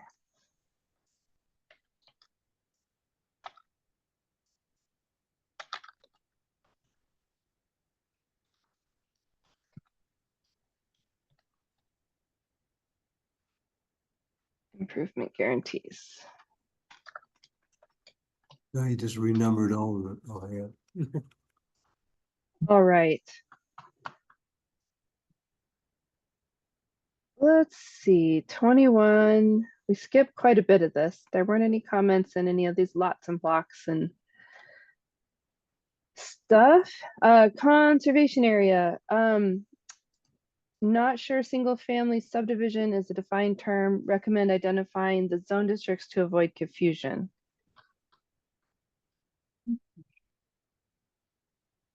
Do we mean urban residential and suburban residential? Are those the two types of zoning that we're referring to in this?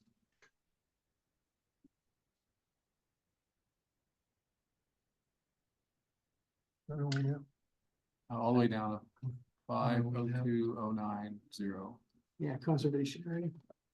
I just think this Page, is another, Page 8. another like, my brain. Like wording, thing where we need to Just be clear. make the language, Just be clear. consistent. Yeah, and just so you were right, yes, suburban residential and urban residential are the only two single family residential districts. So, okay, if everyone's okay with that, I think that's a great change. Yeah, I agree. Okay.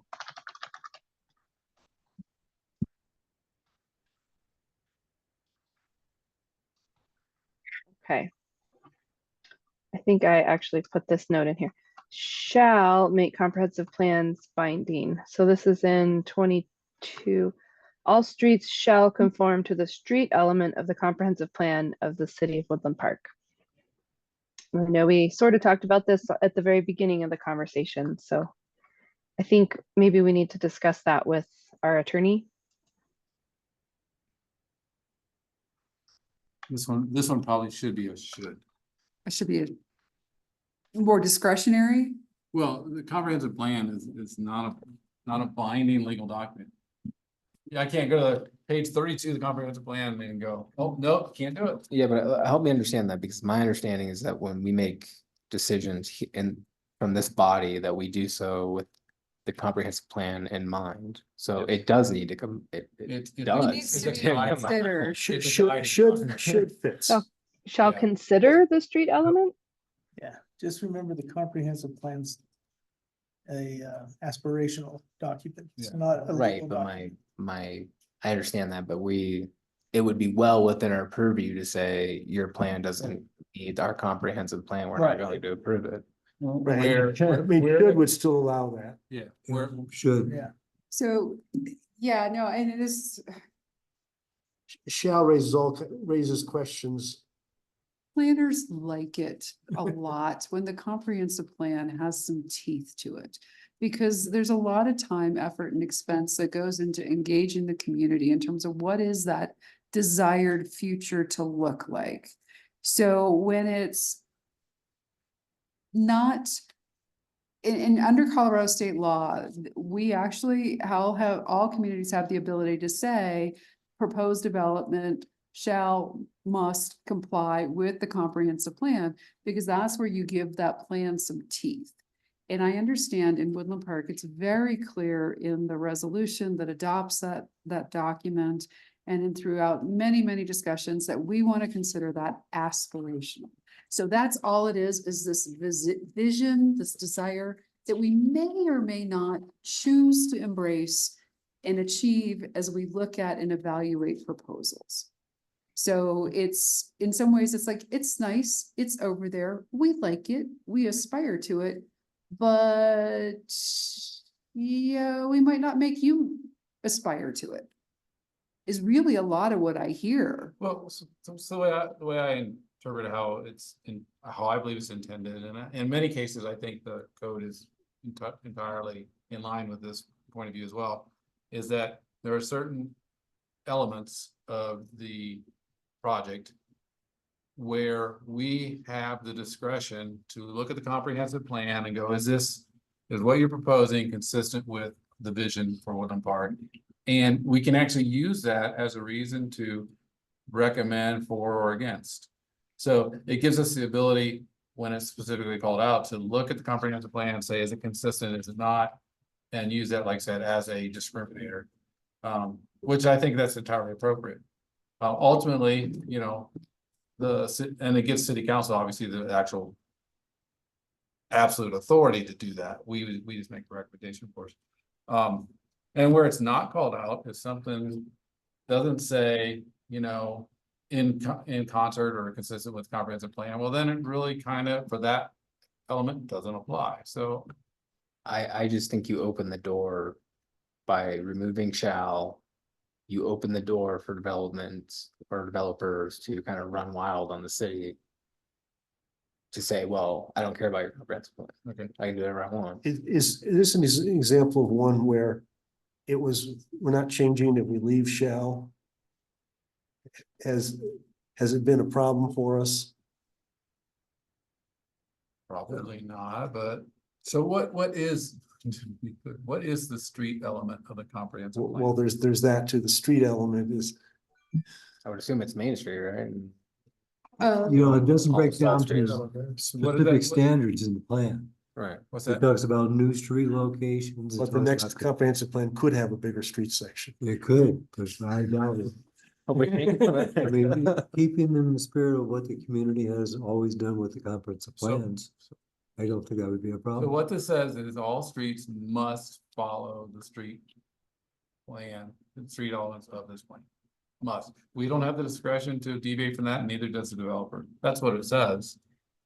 Is that what we mean? Well, I also think if you remove the word shall, what'll happen is if we said, oh, well, sir, your plan doesn't comply, you can't continue, he'll go to a lawyer and say, well, it doesn't say shall. And then the city's in the position to say, well, I guess we have to grant it because it complies with everything else. As we probably should. I'd rather move to B and discuss whether or not you have to pave all off-site bicycle trails. Well, and real quickly, that street element is an old term because under the current plan we're looking at, we have a transportation and drainage element. But not a street. Which probably has some maps attached to it, and those maps will have a certain layout of streets, and if somebody in the new subdivision says, where that's curved, I wanna make it straight, go through my subdivision, I mean, he can't do it. Because it doesn't match some map that's in the transportation site, I'm assuming there is a map. I don't remember. Since the comprehensive plan's aspirational, can we put intent as defined by staff or? Well, and you probably should update it to say transportation and drainage. Oh, yeah.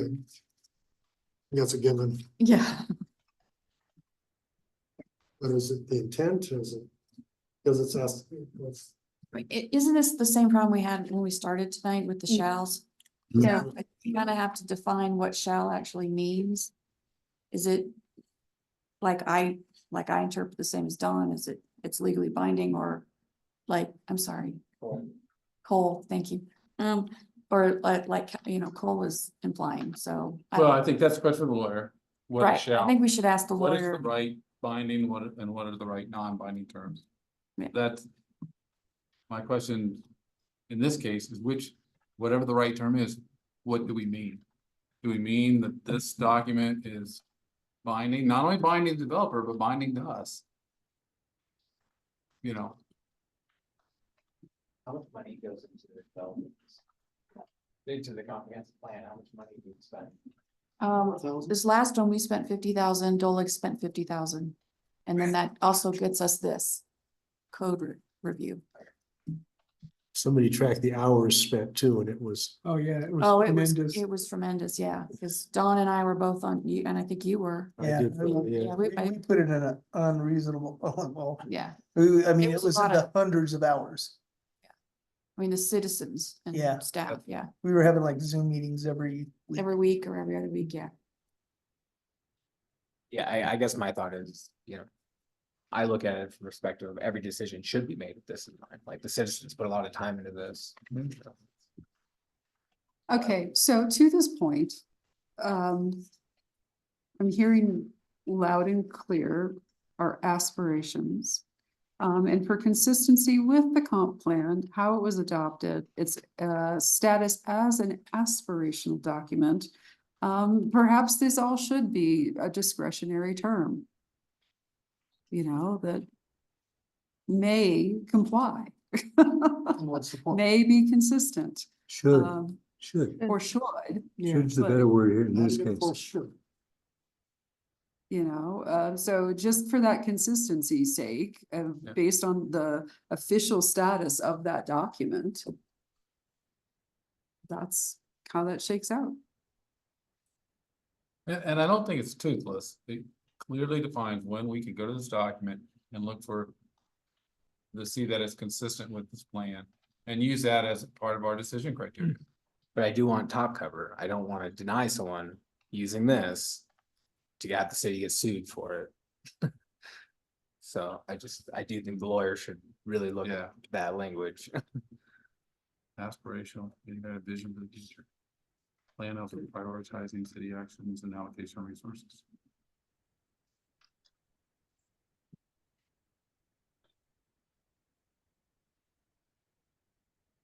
And then I guess we also learned street element.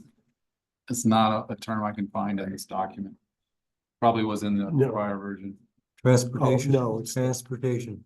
But what's the street element? It's now the transportation section of the comp plan. Yeah. Okay, Yeah, no, there's different ways to structure Yeah. a comprehensive plan, but sometimes there is a section just literally labeled streets that talks about that. Ours is labeled transportation because it talks about it a little more broadly, or, but it, or it should just say conform to the comprehensive plan. If it's not relating to street, it must not be a street piece. And that way, if the title That is way you changed again. exactly, if you change the title to something else, it's still good. Mhm. the only thing I could see that it would even be useful in here, in this context, is what's defined as a major, minor, or artery or collector, Yeah, the little or map. collector. Yeah. So, well, and that document has a lot of policy in it, so it might not have a graphic. But what's in all of the goals, policies and objectives Yep. behind that? Exactly. All these should perform as city standards.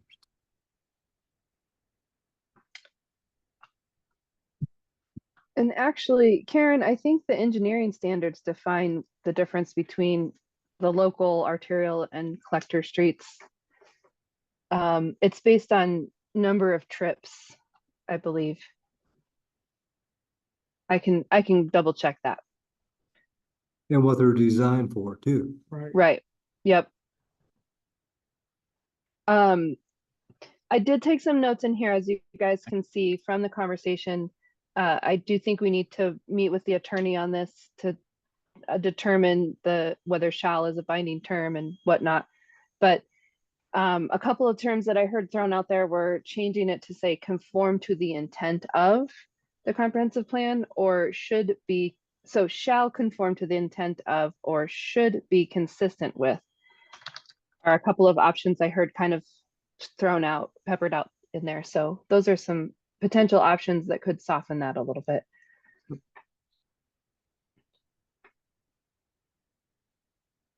Okay, good discussion though. I think it's an important component of how we're relating to the comprehensive plan.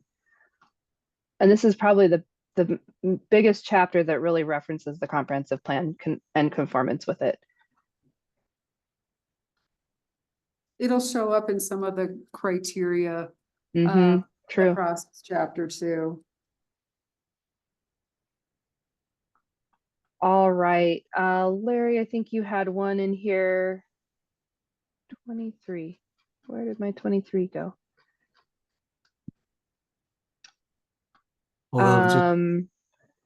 Yeah. Oh, you just wanted another Yep, where it came from. relocated from? Okay. It wasn't something that was invented, it's already in existence. Which one? Right. All new streets, all new city streets and off-street bicycle trails will be paved in accordance with the city engineering specifications. Yep. Where to go? Streets. I'm not sure I understand. I don't remember where, How many off-street bicycle trails do we have? Centennial Trail. Yeah. But I'm just wondering, that a developer's gonna put in, if a developer. A developer Now you're on the could put- parks board, so yeah, if the a developer could wanted to put, a dirt, if he wanted to put a dirt bike trail in, are you gonna say, no, it's paved or nothing? yeah. I mean, when we took the land over, no, not Avenger, over by, across from Walmart there, where we took the hillside and stuff, that is not going to be a paved trail. That is going to be a trail that is, he's developing, that will be some sort of a crushed cinder or some sort of trail like that. So if we say that it's gonna be paved, and it's an off-street trail, he's not gonna be in compliance. And we've already approved him to do that.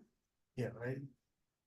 Do you think that was the intent, or is this like, when paved will be done within these specifications? Okay. Well, yeah, there should be some trails that should be paved, like Centennial.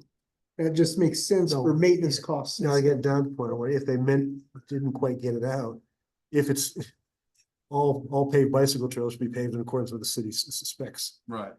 Okay, hang on, I can help with this one, hopefully. Cause an example of where you see this is over in Stone Ridge. There is an 8-foot wide sidewalk through there. Because, I dove into this later with that developer, Mr. House, and it's like, well, your preliminary plat back from the dark ages shows this whole other trail. And granted, I missed this back when we were processing that, but like, where is this? How do we let this get through here without, somebody else going, where's the trail? And he goes, oh, no, it's this 8-foot sidewalk through here. That's what counts as that trail. And then I've also had a subsequent side conversation with our city engineer about this. And this is a larger project, Jen, that we potentially end up with an urban versus, and I don't know if this is what the language will be, but an urban versus a rural trail standard. So depending on where they are and what's going on, sometimes they're paved, or if it's a more remote, rough kind of situation, then it's potentially not paved. It's a different surface material, but to develop standards associated with that. So for this project right now, since we're restructuring, my suggestion is we don't change that, but instead just include that as a note of, if we're going to amend standards, this is going to need to be cross-referenced and possibly amended at So that point. right here, it references, 433 327, 1984. In the current code, I'm looking at it, it's got several other ordinance references. All new city streets and all street, is it, yeah, it's an exact lift. Maybe the intent was, by God, if it's in the city and at the bike trail, it will be paved. It So might have been- it'd be worth reading the ordinance and see what the. And it see might have been what they when were this was trying. developed, but it sounds like to a certain extent, some things are shifting that maybe we need And I two think, different options, I think but you- this isn't the But- place to do But, that. I think maybe to go, sorry. well, I was gonna say maybe too, to look at the new Parks and Recs and Trails plan, because, you know, it doesn't make sense for a developer, let's say he's gonna put a bike path on the backside of his wooded property that's gonna connect to the national forest to pave it, and then all of a sudden national forest comes and it's dirt. Why are we gonna make him bear that cost when he really doesn't need to, because it's gonna be a dirt bike trail? So is this actually maybe just implying that if you're putting a street bicycle trail off of a city street versus Kind of like what- Centennial Trail. right, versus what they're gonna do behind Brecken Heights on Right. that hill, that doesn't attach to any particular street. It's gonna butt up to But- where the. I mean, coffee it butts shop's up are. to it butts up to the sidewalk, but it Right. doesn't butt up to the actual Street. street. But all I'm so saying is, there's a good chance if we go read this ordinance, it'll be clear what the intent was. Maybe, And, and if it's not, then we could propose that, but we can't do something in violation of the approved ordinance, so. We can do that research Yeah. and, Mm-hmm. and so there's a couple things. One is we'll do that research in terms of what was the original ordinance. The other is acknowledging that this potentially changes through subsequent standard revisions and amendments in the engineering specs. But otherwise, I think right now we need to just make sure we haven't accidentally adjusted something we shouldn't have. Right. Sounds good. Even if we disagree with it. Yeah. Yeah, I think that's a great plan. We'll do research on the ordinance, and if the ordinance is not clear, I might suggest, because everyone has a great point here, the engineering standards are where you're gonna have those materials specified, engineering standards and the Parks and Recreation plan. We may be able to restructure this a little bit to say materials for all new city streets and off-street bicycle trails shall be in in accordance with the city engineering standards. So we're just taking that paved word out. Could be an option. But again, we do need to understand the intent of the original ordinance. So, Sounds good, Jen. And okay. it all comes back to who is the end user? I mean, Yeah, if somebody's using a street bicycle trail to commute to work or whatever, yeah, you wanna have a paved. paved.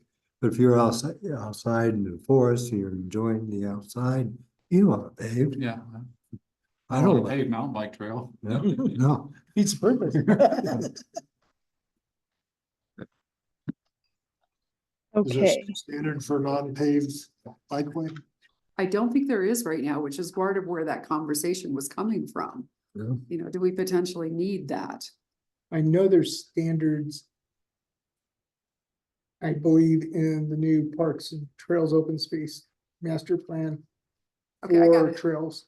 I gotta ask, is that an advisory document or is that something we have to comply with? I would say it's an aspirational, but the guidelines for like trails and stuff are industry standards. Mhm. They're not something that we ask citizens to be aspirational about. Just asking. Yeah. isn't a master plan more than an aspiration or not? I mean. I it's don't like- know, that's I what I'm don't, asking. I don't either. That's a good, I think council adjusted the master plan to be aspirational. They wouldn't approve it unless they had those Mhm. definitions included. I didn't track it that close. I got a few other things. I'm not asking, no, I was just, yeah, I think it's a valid question. But if we're gonna demand they adhere to certain standards, then that needs to be in the code.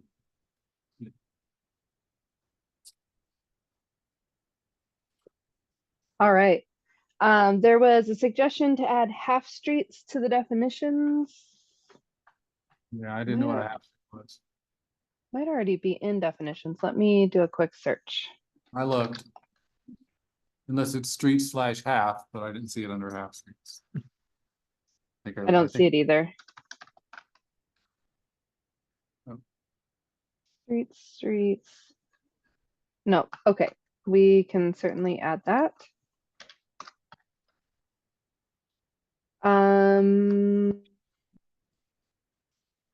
Okay, Larry, you had a couple comments about complies with existing city engineering specifications, or do these comply with existing city engineering specifications? And they do. Okay. The engineering specifications I read through, and they are silent on all of these dimensions. So these are sitting only in this section. The engineering standards speak to materials and construction and things like that. Okay.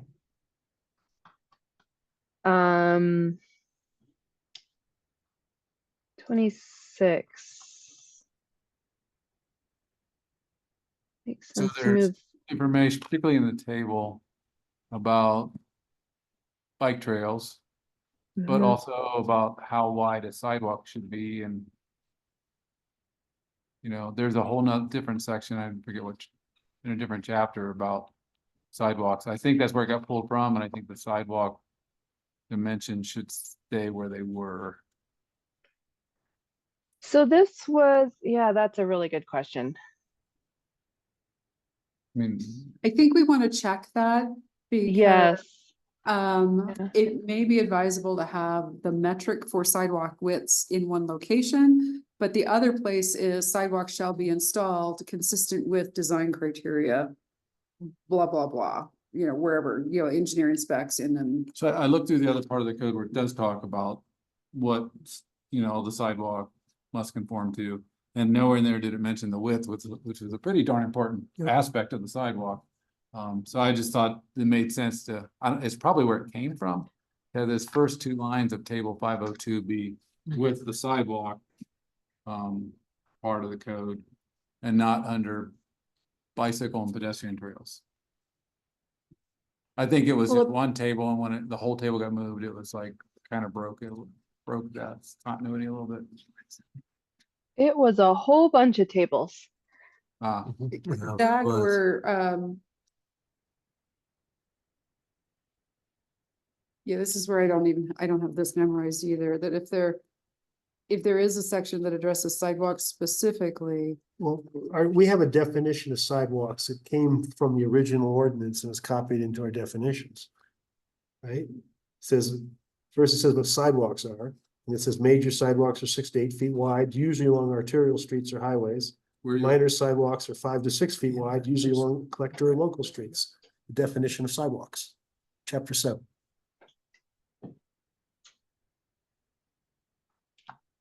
Okay.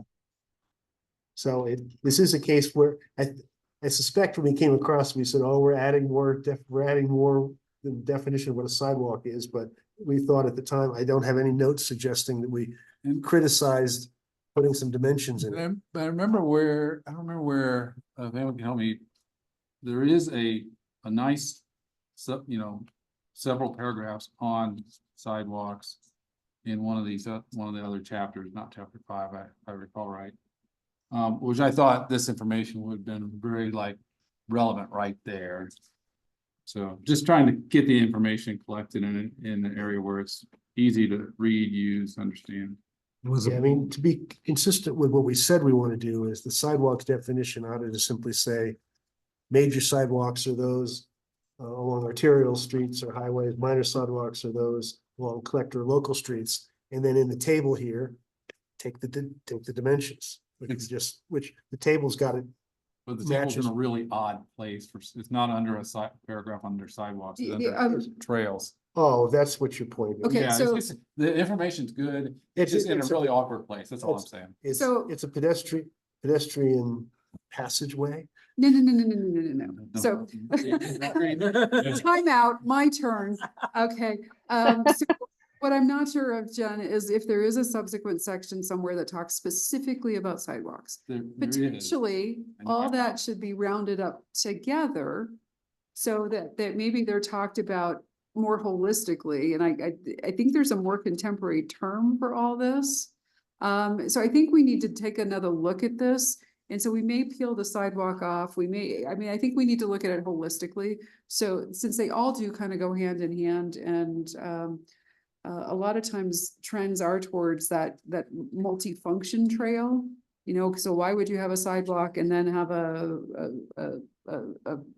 bike trail next to it, when you're only got, like less than 10 users per hour on the trail, kind of thing. That's a lot of infrastructure that could otherwise, share space and resources. One larger trail might cover that better than two smaller ones that are in parallel. So anyhow, that's my thought, Jen. Yeah, and I'm just looking over on my other screen. I did a quick search for sidewalk in your current code, and I'm not coming up with another section. But that's just my quick search. So I will make a note that we need to look a little bit more holistically. Yeah, I know I found, I wish I'd included it in my note. I'll try to leave the bread. No, Oh, there That's go. okay. Oh, you Go found back it? In the existing code 1740-120, bicycle and pedestrian trail. That wasn't true. No, I'm sorry. No, disregard. Okay. I found it. Well, if it does come to you, let Karen know and we can, I'll keep searching too. So we'll track this down. Larry, did you have something you're about to sneeze, but did you have something that you wanted to? Not now. Sorry about that. That was gonna be a good one too. The engineering specs reference dimensions and width. I don't. No, They do. And this was actually a point where the city engineer was saying, well, no, this needs to be out of there. It needs to be in the engineering specs.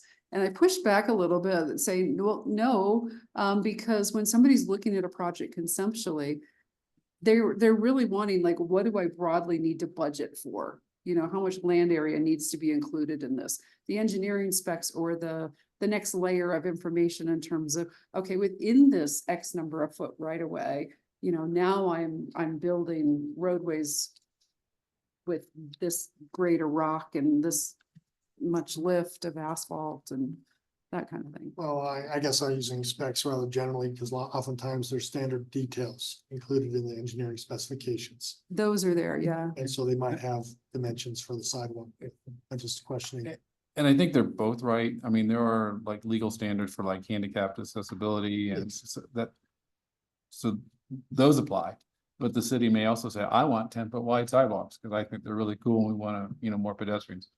That's a design, that's just a free choice, So they're both.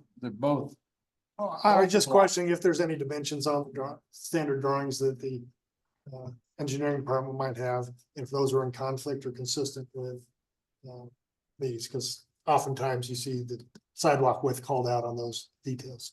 Yeah. With this particular one, I remember what I was gonna say is that 5.04 is bicycle and pedestrian trails. It doesn't necessarily have to mean sidewalks. So when you look at that comment I made, does it conform with engineering specifications? It should also conform with the Parks, Trails, and Open Space Master Plans specifications. If there are there specifications in the plan, or is it I'm just? pretty sure there are. I actually took my copy of it out of my bag after last night, so. 3.0705 is sidewalk requirements in commercial and multifamily zoning districts. I think that's probably the most complete description of how one must design and build a sidewalk. Well, keep in mind, there's a difference between trails and sidewalks. There should be two different standards. I agree. So this is a chunk of the code which seems to marry up with that width of the sidewalk. Okay, That's what I'm trying. so we, Where it ends up, I don't, maybe this isn't the best place for it either. I don't know.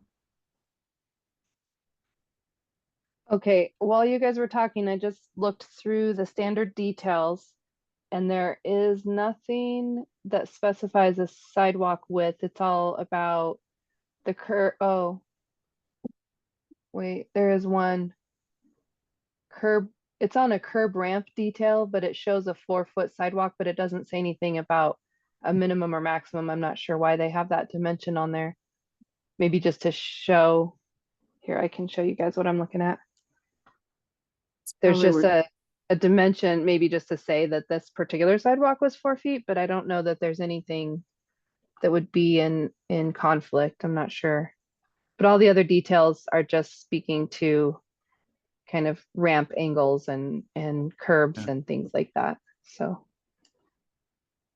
I think we're okay, but I'll keep looking at that a little bit more. Yeah, check out 3.07.05. 3.07.05. Okay. Okay. Good catch, Don, on this 10 to 8. That's in your current code. So we will flip that to 8 to 10. I looked at that and it was just like, huh? And then I Yeah. realized it just reversed. That is funny. All right, and then down to 29, utilities. Larry, you said complies with city utility specifications. Mm-hmm. That Let one should be me- all utilities, not, I assume the engineering Right. specifications are embedded in the utility. Yeah, utilities are embedded in the engineering specifications. And I'm just trying to think here. There are a couple of dimensions in here, so I think we need to double check that, 2,000 gallons per day is not inconsistent with anything in 400 feet. Sanitary sewer within 400 feet. I don't believe that's spelled out in the sanitary sewer specifications because they go into more detail on just the construction of sanitary sewer. But I I'll think make a that- note to double check that. I believe that 400 feet comes out of state law.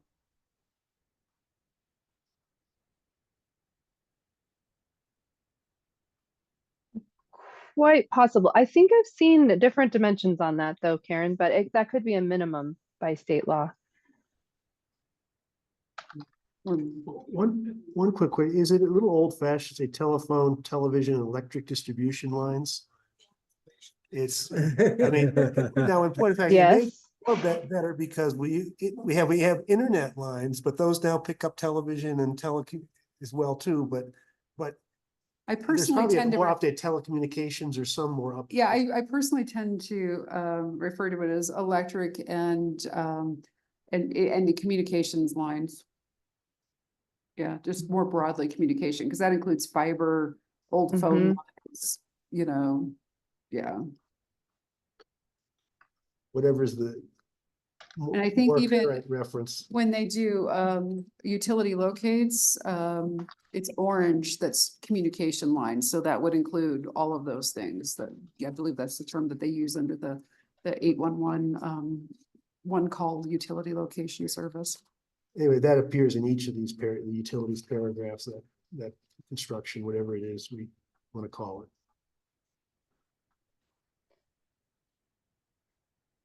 I'm all for modernizing your code here, so that sounds great.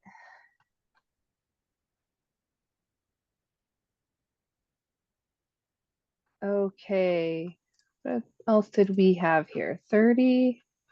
So Jen, actually back Oh, up there yeah. to that Mhm. electric or the utilities broadly.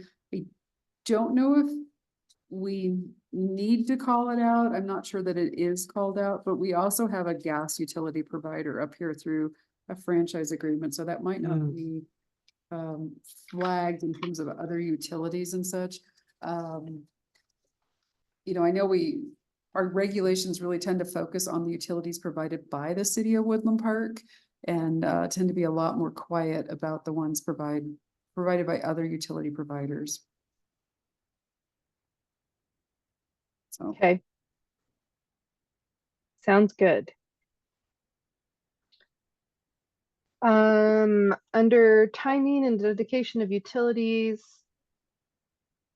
Let's see here. Can we delete generally, or perhaps this is a will? So water, sewer, and gas lines, when the subdivision is served by natural gas, electricity, telephone, and other utilities, shall generally be placed in the location specified by the city engineering specifications. So the suggestion, I think, is to remove generally or say will be placed. Now it's my turn to sneeze. Shall generally is like an oxymoron. Can't be- Just take out the word generally. So remove generally and just say shall. I think that's a good change. Yep. Shall be Perfect. placed. That's not. It's a shall. All right. You guys caught my few little labeling issues, so we'll skip past that. 32. Park fees. Oh, boy. Yes. Again, this is what Jen and I both individually went back through every single ordinance from the inception through a variety of revisions. And there was actually in the codification where a word had been dropped here and there. But it was part of the ordinance that was adopted, but the codifiers left it out. So that's part of what we inserted back in because it actually did help. And it was really more that like park capital fees. I think capital being one of the words that got left out somewhere added. So anyhow, this one, we have gone over these provisions with a fine tooth comb. So what was the first comment there? Complies with city park specifications. So Larry, do you want to expand upon that question? Well, again, thinking about the new master plan, you know, Right. other specifications for and fees are required, so on and so forth. And I just wanted to make sure they were in concert with that particular plan. So they kicked the can to us. Okay. With the plan, they had a comment that said park fees and park capital fees need to be reviewed. And as I understand it, the park PRAB, Park and Recreation Advisory Board, is reviewing those currently. So I think as of now, we're in conformance with the plan and the ordinances. I believe there needs to be some major clarification in this section. But that needs to come from PRAB in their review. Yeah, and we're currently reviewing the subdivision chapter right now, so. Fortunately, this report reads like the tax code. There's so many, they're trying to catch so many exceptions and not let people sneak out. I get that. Yep. Yeah, Right. But that's not anyone here. That's just, that's what the ordinance says, but then that's the law. Was there discussions last night with the We didn't discuss the fees. I know in the past, our concern with fees was one, that they were actually being increased on an annual basis by that 5%. And also that we know where it is in the line budget of the city. Where is that money being accounted with? And I know that Cindy is gonna be working with Karen on that. To make sure that we know where it's at and stuff. Would it be useful to have the general statute not say $300 plus 5% per year for the last 20 years? Yeah, 30 years, sorry. well, adjusted to 2024 or wherever this code amendment is approved? Yeah, this provides the language and the guidance, and then, yeah, there is the other fee sheet that gets adjusted on a regular basis. On an annual basis, I think that happens like yeah, in the city March, council, maybe? But, city council has the final right to raise it or not, so. so this is, and I ran into this with the STR ordinance and I just gave up because there was similar language where they wanted to specify something and it really was the enabling language. It wasn't something that's gonna be codified, that you're gonna go back and review on a regular basis. And so this is an example of that, hey, we're setting the fee in the ordinance. And, Yeah, it's something I think we're trying not to do going forward, and we're setting the fees in a resolution, which gets Right. adopted every year or every 5 years, and yeah. so this is probably something council should look at removing in the Well, code, but and Nina might even flag this when she does her legal Yeah. review of this, but in terms of existing language, this is what it is. Is there a preference for park fees or park capital fees? Is it the same thing? Is it the same money, the same assessment of a fee? I mean, I would assume a capital fee means it's when they first did it. And then the park fee would be going forward, Except the park fee is but I the, don't know. park fee is the one 300 for For, 5% for 30 years, which is what oh, what is okay. it, 2,000 something? I Yeah. don't know. That's the fee, that's the capital fee too. And this is part of where staff's head explodes, is these things were done in that same series of ordinances. And so historically, the language was not consistent, but this is consistent with all those ordinances. You know, in terms of what's in front of you now. So I don't know what to tell you. Yeah, and When you look at I the have- word, oh, go ahead. I was gonna say, is there anything that defines a park or a capital fee in those ordinances you were examining? Because it's not clear in here. I have the ordinances in front of me, and I will just tell you, I think what happened is they didn't build on each other as nicely as they could have. I think they were kind of done, you know, you had one. So our first ordinance is 1985. I think there was actually, yeah, first ordinance is 1985. It establishes dedication of land for parks, recreation areas, and open space or fee in lieu, which actually makes a lot of sense. That's typically how it's done. And then it starts to detail out the park fee and some of the additional language that's still in your code. And then in 94, the city came in and, let's see, updated the dedication of land language. And again, the park fee language. So again, we don't have the park capital fee yet. And then in 2001, the park capital fee comes into play. And in the park capital fee ordinance, there is no mention. It's like we retained the park fee and that land dedication language, but introduced a new park capital fee or dedication of land. And that's where the language that Karen was talking about was lost in your code. There, the or was missing. And I feel like maybe it was intended to maybe replace or clarify those previous efforts, but instead it was cobbled in. And so I think what you guys are left with is an open space dedication, a park fee, a park capital fee. Some of it can be land instead of, or a fee in lieu. And I don't know how Karen administers this, because it took me and her, it took me days to review it. And then her and I, several conversations to say, well, let's go based on the ordinances.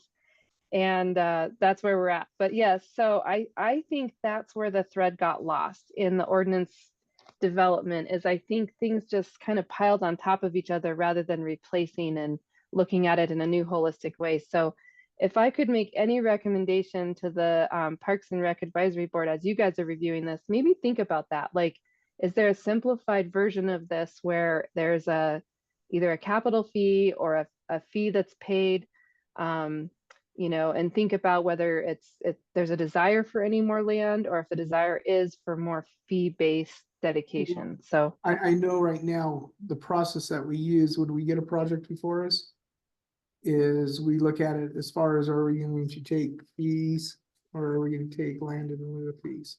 Mhm. Past 5 years, we've taken land once. Basically, we're not looking for land. And Mhm. that's just because usually the land that most of the developers will offer up are things that are a liability to the city and not an asset. And do park fees and park capital fees, are those two different funds or used for different Yes. purposes or? Can, The only one that we really deal with in the PRAB would be the park capital fees. So maybe when you all are bored, you can take those three ordinances and write a new one that fixes all of this and then yes, come before us. yes. Yes. We need to fix this whole section because we can't be true to what's in the code now because it doesn't make any sense. And I agree that we just. Well, you can follow it, Yeah, it I- just may well, not make sense, but you and it's- can follow the code. And as No, far as I know right now, the way that Parks and Rec is looking at it is that that park fee is what we're calling the capital. But when you It's, say. it's the same thing. One, Right. they just use the word capital in one section and not, There's- that's clear, I think. There should be two kinds of fees for parks. One is to buy land. To Well, create. and that's what the capital fund is used for, is for acquisition, maintenance, and that type of stuff. No, don't acquisition only, not. Yeah, we can't go there. That's a different, for us to get in and say that the money should go, some of it's capital, some of it's maintenance and different. That's not the way it's set up, and that's not for us, the planning commission, to And- change it as a way to get there. Maybe the term should go back to park fees. Park fee, yeah, it doesn't, at least that avoids the implication that it must be for capital, Right. because Parks and Recreation Department uses the money to do maintenance and other Right. stuff, other Yeah, Well, then operating costs. you need to have that very clear in this provision in our code. I think Uh, capital fee is probably, it's probably just a park fee gets them closer to, without creating the implication of something where they don't want to go. right. Right now, there's money collected for park fees, there's money collected for capital. fees. No, there's Yeah. money collected. But no, when you read this, But- you'll. Well, yeah, that's, reading it, that's what it, Maybe the Yeah. council So it should needs to be correct. ask, no, I pick a agree. committee Yeah, or a commission, or pick some element and say, or stand up on and ask them to propose collecting this mess and making and suggesting an improvement. Because we don't know if it does, it's probably not.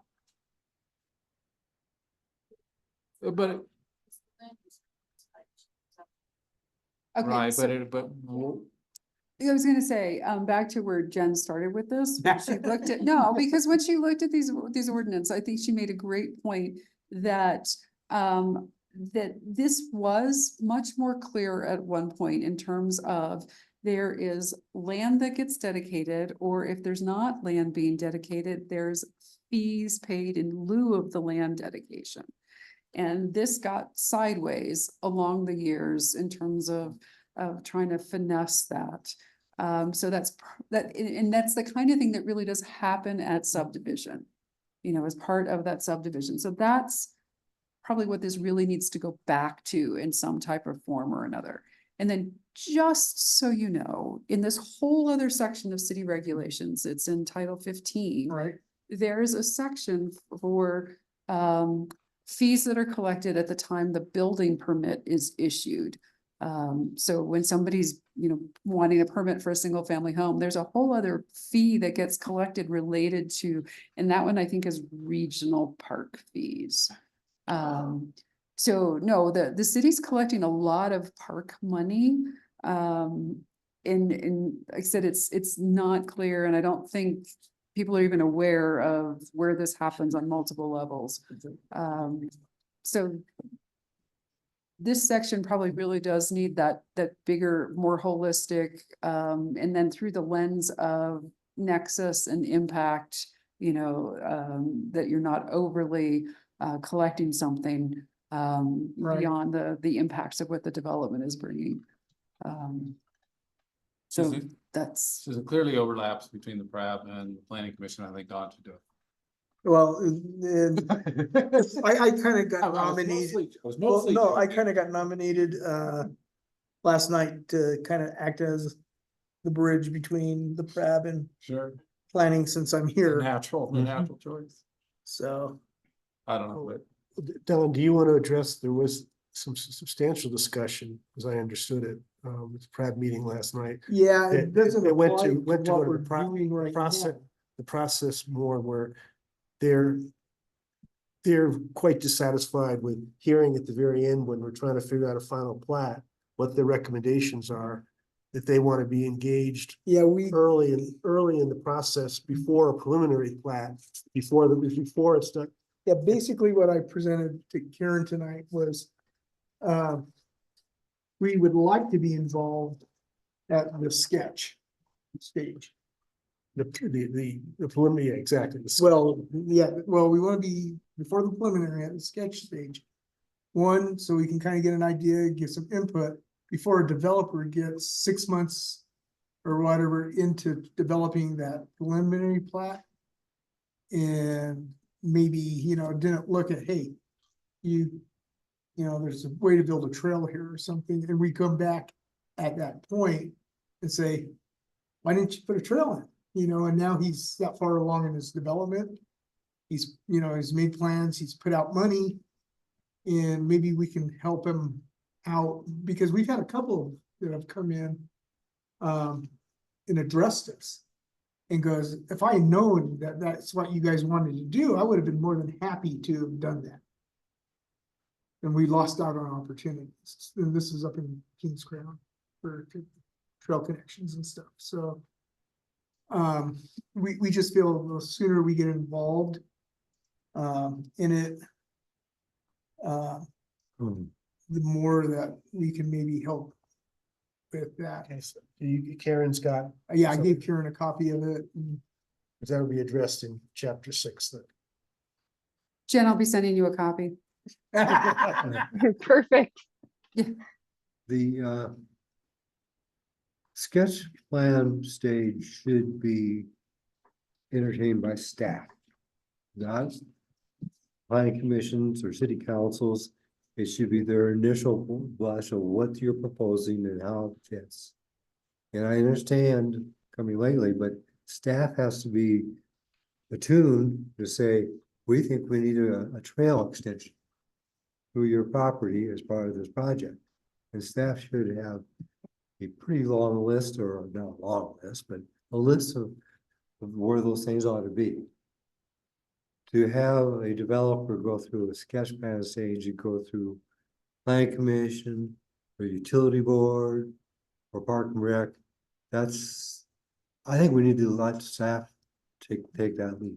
Well, and maybe then the case, it would just be getting it before the preliminary plat gets to the planning commission, because that has happened before too, where we get it after it's been planned. Maybe it's during that process when we're a preliminary plat, well, not a preliminary plat. Preliminary plat's already late though. Yeah, Point that's true. that Don's making is before he's laid out, before he's paid money to to draft the plat. Get the trail. Yeah. Right away in there. You or get whatever that it idea is, in there so whatever he the can issue plan is. for it. And it's not like we're gonna tell him, put a trail in. But we can have input, as far as he can look at that. Like I said, we've had developers that have said, gosh, if I'd known this is something that we could have done, I would have done it, but it's too late now. Because, we're far along in the development, preliminary plats have been approved, that type of thing. Okay, so with King's Crown, that particular one was working off I'm gonna run out of gas here, guys, sorry. And there may be an extension cord over there. Okay. The King's Crown, the Top of Paradise development, that is a preliminary plat from eons ago that people are working off of. So when somebody comes in and they're wanting to do something consistent with a previously approved preliminary plat, that's what we're working off of.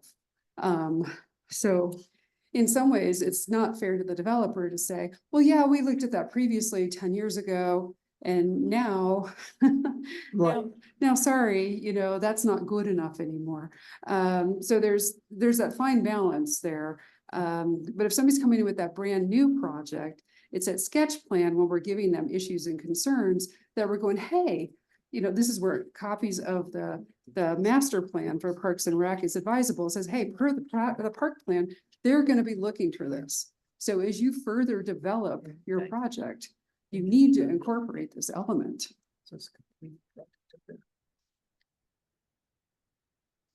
Yeah, master plan should give a concept of where. That master trails- plan yeah. should provide that initial guidance for the developer. But I do hear what you're saying, with regard to trying to involve PrAB earlier. And making sure that process for when and how PrAB is involved is much more clearly defined and not buried under supplementary materials. No, seriously, that's where it is now. Is there's like process embedded under the section for supplementary materials associated with plats. Karen, do you have I'll use the word technical committee. That when a project comes through the door, they introduce it to you and say, this is what we want to do. You give them some initial feeling. And You give before us a what? feelings and concerns about that. But would a organization called a technical committee, which is made up of the review agencies, you bring them together when there's a project that is warranted, where they can say, I'm concerned about this. I don't know if I have the right water pressure. I don't know if I have trail extensions. There is a trail there. But kind of things, as we go through the process, think about devising that committee, or do you just kind of go talk to Cindy when you have a, No, we do a smart meeting where those folks are involved. But to your point, no, we've not been including Cindy, which is like a great point. And I think some of that is historically Sally was so in tune with parks and trails and stuff that she was largely carrying that. And then when I came on board, you know, I've not added that extra layer of, hey, Cindy, do you want to be part of this? So still attempting to do our best to alert developers to, hey, this is going to be an issue. This is important to the city. You know, and we can tell them and put in writing and provide guidance. And then we still get stuff that comes through the door that, oh no, I decided not to do that. You know, and so then we're writing stuff up, you know, in front of you guys going, they didn't address this. They didn't include this. So sometimes there's just disregard for what staff directs them to, well, recommends for them to be successful. and I know, and we try to be true to the mission, which is just kind of simplify the code. Maybe this needs to be flagged as one of those items that we need further discussion about. But in the meantime, we've identified several problems that should be included with this right now. Yeah. That where we draw that line, I don't know. But when I read this section, my head spun. It didn't make any sense, the layout of it. I looked at the old, and it was kind of disjointed, as you said. I didn't have any idea that parts were left out of approved ordinances, and that's critical. Well, the only reason I did that is because I went back and did this really detailed kind of grind through it to figure out what was going on, and it didn't help a lot. When I review, I try to be, and you probably don't believe it, but I try to say, okay, is this a major issue that needs to be changed, or is this an issue that fits into our mission of restructuring the code? But sometimes I think this is the issue that needs to be resolved.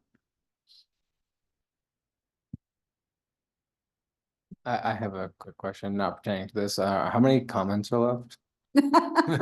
No, I I need to- second that. I got work tomorrow, so. Yeah, no, we're, it's like a We're 20 actually page almost done. chapter and we're on page 19 for whatever that's worth. What's the answer, Jen? We're almost done. There's only a couple more substantive comments, so. Okay. Yeah, so, this was just move existing subsection to new subsection. It's in the park capital fees. I think we just had a really good conversation about this one. So I don't know that we need to discuss that anymore, that this whole section is still hard to understand. And then the old title to this particular section that you see on the screen now was park capital fees or land or dedication of land. And Larry had proposed to bring that or dedication of land back into the title. And I'm fine with that if everyone else is. Yeah, I agree with that. Navigate. Okay. Mhm. Let's see, 36. Add open space. So it reads right now, any park capital fee paid pursuant to this section shall be credited toward overall park capital fee requirements. And conversely, any land dedication or park fees paid pursuant to sections, and then those sections shall be credited towards the requirements of this section. You had two statements like that in your code, and they're all very circular. Yeah. So, but so we need to add in open space in there. I think you're right. Well, that looks like comment 33 that you are looking at, or maybe I. Oh, sorry, 83. you're Yep. right. When required, dedicated land for parks and recreation areas shall have a minimum area of 20,000 square feet. And open space. Parks and open space.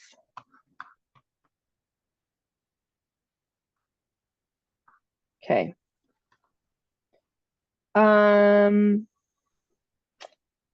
This one. Trying to think, comment 40. On that section you were just in, there were two Bs. I don't know if that. Yeah. Yeah, no, Okay. she's got most of those. Oh, okay. There, yep, I can see that. Yeah, there's a couple here towards the end with some numbering issues. In determining which of the above policies to implement, I agree. This one, when we pulled it out, it's talking about those different policies: park fee, open space, additional land dedication, park capital fee. So I was thinking maybe we just spell those out instead of saying which of the above policies or which of the policies in, and maybe we can reference the sections. So I thought that was a good comment. Okay, here's the one. B And is, it's like, there's really two questions or maybe three. Okay. yeah, So how far up does it go? You answered that, or you're gonna address that. It's vague whether. Are these at the discretion of the planning commission? Is that what that's saying? Planning commission with the advisement of the parks, the proud, and the city council, and then my last one is why the city council is an advisory group to the planning commission. I thought it was the other way around. It's worded badly. What's going on there is between Crab's recommendation for what this should look like, the planning commission's review of any development proposal, and they make a recommendation to city council, who's ultimately the decision maker. So it's not greatly written, but that's really what's going on, is the interplay between those three entities, and the council is the ultimate decision maker. I know in our last couple of projects we've had, we've always had handed to us, this is a recommendation from the Parks Advisory Board. And that's so helpful to have that for our decision to recommend to the council. Yeah, I think that's a really good comment, Larry, because I think the last meeting we had, you know, it came up, we were going back and forth, and it came up like, oh, well, Parks and the Parks Board said XYZ. Well, at no point was that given to us, so we were kind of just talking without Don's input, really. Yeah, Exactly. no, and that was a staff error. I mean, it was totally on us in terms of what does that process need to be and you know, when you when you rely on the code and the titles to the sections, looking for that. It is not any place you can easily find it. Literally, the process that says when this goes to PrAB is buried way under in a section that says supplementary materials. I swear. So I mean, it's like, of course, we've missed it repeatedly. But we've know where it is now. So we're changing our ways um, to get that to better coincide. So my apologies.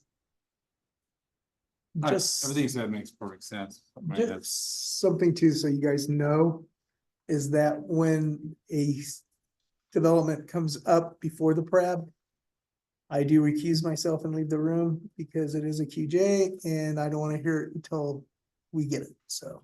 Hmm. Just so that's out there and people know. Thank you, Don. So I think if, Karen, if you're okay, because we're not changing the intent of this or the content of this, I think we need to reword this a little bit to be more clear. Yeah, Yep. I think that will take care of the concerns that were flagged there. Okay, Yeah, because it's not well written for what the intent is and what the practice is I right. agree. and how those boards interplay. All right, 41. Let's see here, A, B is missing. Is this paragraph where the depositor's right for return? Let me look since, So yeah, that's really two comments. One is, B is missing. So I don't know, did it get not pasted that was got from somewhere else? And my second comment buried in there is like, it seems like somewhere in there, the depositor's rights should be spoken to. We worry about protecting the city's rights, and that's good and proper, but I don't know how the depositor's rights are protected by the code. That largely happens in the subdivision development agreement itself. Yep. That's where that really gets spelled out. So, Okay. yeah, this is one of those where things do not align as tightly and as nicely as they should have between the code language or somewhat, enabling or Mhm. providing the framework, and then the actual development agreement, which goes into more nuanced specifics and things that can then sometimes be modified for specific projects, since, one size doesn't always Okay. fit all. That makes sense. And so maybe just a check, was there a B paragraph that somehow got lost in translation? We can look for that. Yep. That's I right. But don't believe there is. Yeah. Okay. I think it's a numbering issue.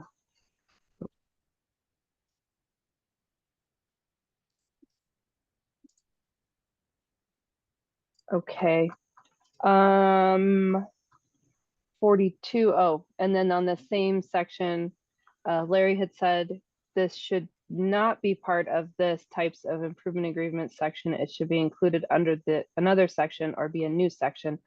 And I stared at this and I think I agree. Let's see, types of guarantee. So this is going through types of guarantee, and then this is talking about a different, it's not types of guarantee. So I do agree. yeah. Yes.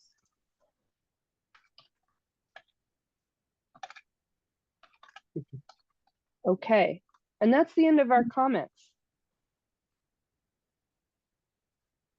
So I did a little extracurricular. When we were reviewing one of the recent PUD amendments, we noted that there is no check in the columns for residential under PUD under the table of allowed uses. So I'm sorry, say that again, please. on the table of allowed uses, there is no checks in the columns for residential. Because a PUD is a hybrid, if you will. But near all the other potential uses of PUD are checked in that table, so by its omission, it implies that residential is not allowed in a PUD, which clearly conflicts with the other part of the code that does talk about PUD. So it looked like just an administrative fix. I'm not trying to change the intent here. I think there's an administrative error. Yeah, Look at the speaking, table. Yeah. Cloud. speaking from when we first did our first Yeah. one, it was, yes, I looked at it and went, why are we even looking at, like, why are we even seeing this? Because it Yeah. says it's not allowed. And then you go to the section of PUD Right. and it talks about 2 dwellings per acre, which is sort of backdoors the allowance for residential in there anyway, which is poorly constructed, but nonetheless, they're clearly in conflict. Is that this table? Yeah, it's wrong in the current code and it's copied over into this revision of the code. It's a table, what, I think 4.02. I thought we had a long discussion about leaving that blank and let the PUD be flexible enough to say, this is what I'd like to do, and I think the only zoning district that would allow me to do this would be a PUD because it gives me that flexibility. And at that time, it's agreed upon by the applicant and the city what the uses are allowed in that PUD are. Well, why don't we just Well, check we better just change check it into the everything? table, because then it's. Yeah, I know, it shouldn't be in the table. I think the table that, Because I'm you go looking at down the here. column, it's got tons of checks for things you can do, mostly like business type stuff. yeah, But Wow. residential is, if it was grayed out, or there was some note saying, as proposed or something, but anyway. And I think it's one of those things where, most developers and the city know, like, obviously you can build there. It's just, at least for the planning commission members, if you're new, it's very confusing. yeah, I understand. But again, I think when we talked about the PUD, I thought we kind of said, let's keep this blank. And is determined at the time of the PUD zoning and plan approval. That's why I Yeah, thought. so that's the path forward. Part of what they're talking about is the way it's currently structured and listed, and right now it's like a lot of things, it's not good. Yes. So, I thought we But agreed. it's an allowed use, so it should be checked. Pretty simple to me. I don't understand. well, and I don't know, I can't explain a lot of this, so. And I'm sometimes hesitant to like, oh, it should be this, because there may be this other backstory or this other nuance, or I'm just. And if it Explains should why I'm be twitchy anymore. Permitted or conditionally permitted, if that's the right thing, that's fine too. I don't care, but it is clearly an allowed use. So. But I mean, the good news is we've identified a path forward. Which is, That that's established when the PUD is established. So, I think it was maybe a footnote to that table that references all, that you need to go back to look at the individual PUD for what uses are established at the time the PUD is, or that are part of the PUD is when it was established. Because if you look at. Yeah, 'cause there's like- Is open. Yeah, there's like 30 things that are PC. And then, and the PCs went away altogether too. Yeah, that's, There's no PCs anymore. According to our recommendation. So what you're looking at is an old version of that table. well, it's the most current version. I think, so. I mean, I'm looking in the updated. I've looked at both, but I'm looking at the Yep. updated. yeah, that was what was originally, that was the first draft that this group has already taken a look at. So, that was, because that's what, section 4, 3. It was zone Section districts 4. and establishments. So, yeah, we went through that section a while back. Okay. So is the plan just to wait to issue like a new version until we're done with everything, or? Yeah, so, in terms of next steps, yeah, Jen and I talked about this. I'm getting a lot of feedback through the city manager that is coming from my understanding city council. Members of the development community. The bottom line is, we gotta get this project done. They're rather tired of waiting. You know, it's partly on staff in terms of how long this is taking, because we have limited resources. It takes a long time to go through the code in the manner that we have been. So right now, we don't have a lot of current development cases that require your attention. So our next several meetings, we're going to do what we can to have information in front of you to get your review and feedback. So the goal is to get through everything here once, compile all of these, and Jen's been working on this already, compile all your feedback, comments, get this cleaned up. And then that version goes through the city attorney's team for their review, revision, updates. And then, and like I said, just today from talking to Cindy at Parks and Rec, those guys want to be a little more involved. So we're figuring out how to get you guys involved at this front end before it goes to the city attorney. But that version that comes out of the city attorney's office, that's what Jen and I have talked about. This is what we present to the community in terms of this is the draft. This is what's being looked at. If you have feedback, comments, input, now's the time to make it. We'll take that under consideration. And then after that, that is the copy we are bringing back for public hearings. And that comes through planning commission, and that's your next chance to grind into things. And then hopefully get a recommendation out of this committee and then in front of city council for their hearing and decision. That's still going to take quite a bit of time. It's not like, yeah, I can say we'll have this done at the end of September. Not even, but the fact is we've got to get it moving along, and I've been given very clear directive around that. I am not confused. So that's the path. So, and especially since our real goal is restructuring, you know, I appreciate comments and stuff around some of the language, and we're doing a good job of catching a lot of that. But some of these things that are larger issues related to policy and how we address things, we've got a list of that going, that these are subsequent more detailed projects, that if the structure is good, it should be easier to go back in and say, okay, this we need to really massage and update to better reflect what we want. But meanwhile, get the structure taken care of. So that's where we are. So our next meeting on the 25th will be a work session. Yes. Chapter 6. At least a component of that. Jen and I have been talking about I forget what we would call it, basically the process table that more clearly articulates review bodies versus decision makers. And I think reference to, I think that's what we were looking at, right, Jen? It's really the framework for what are these processes? What does this look like? And then after that, we're into the meat of, you know, what those individual processes look like. That would be very helpful.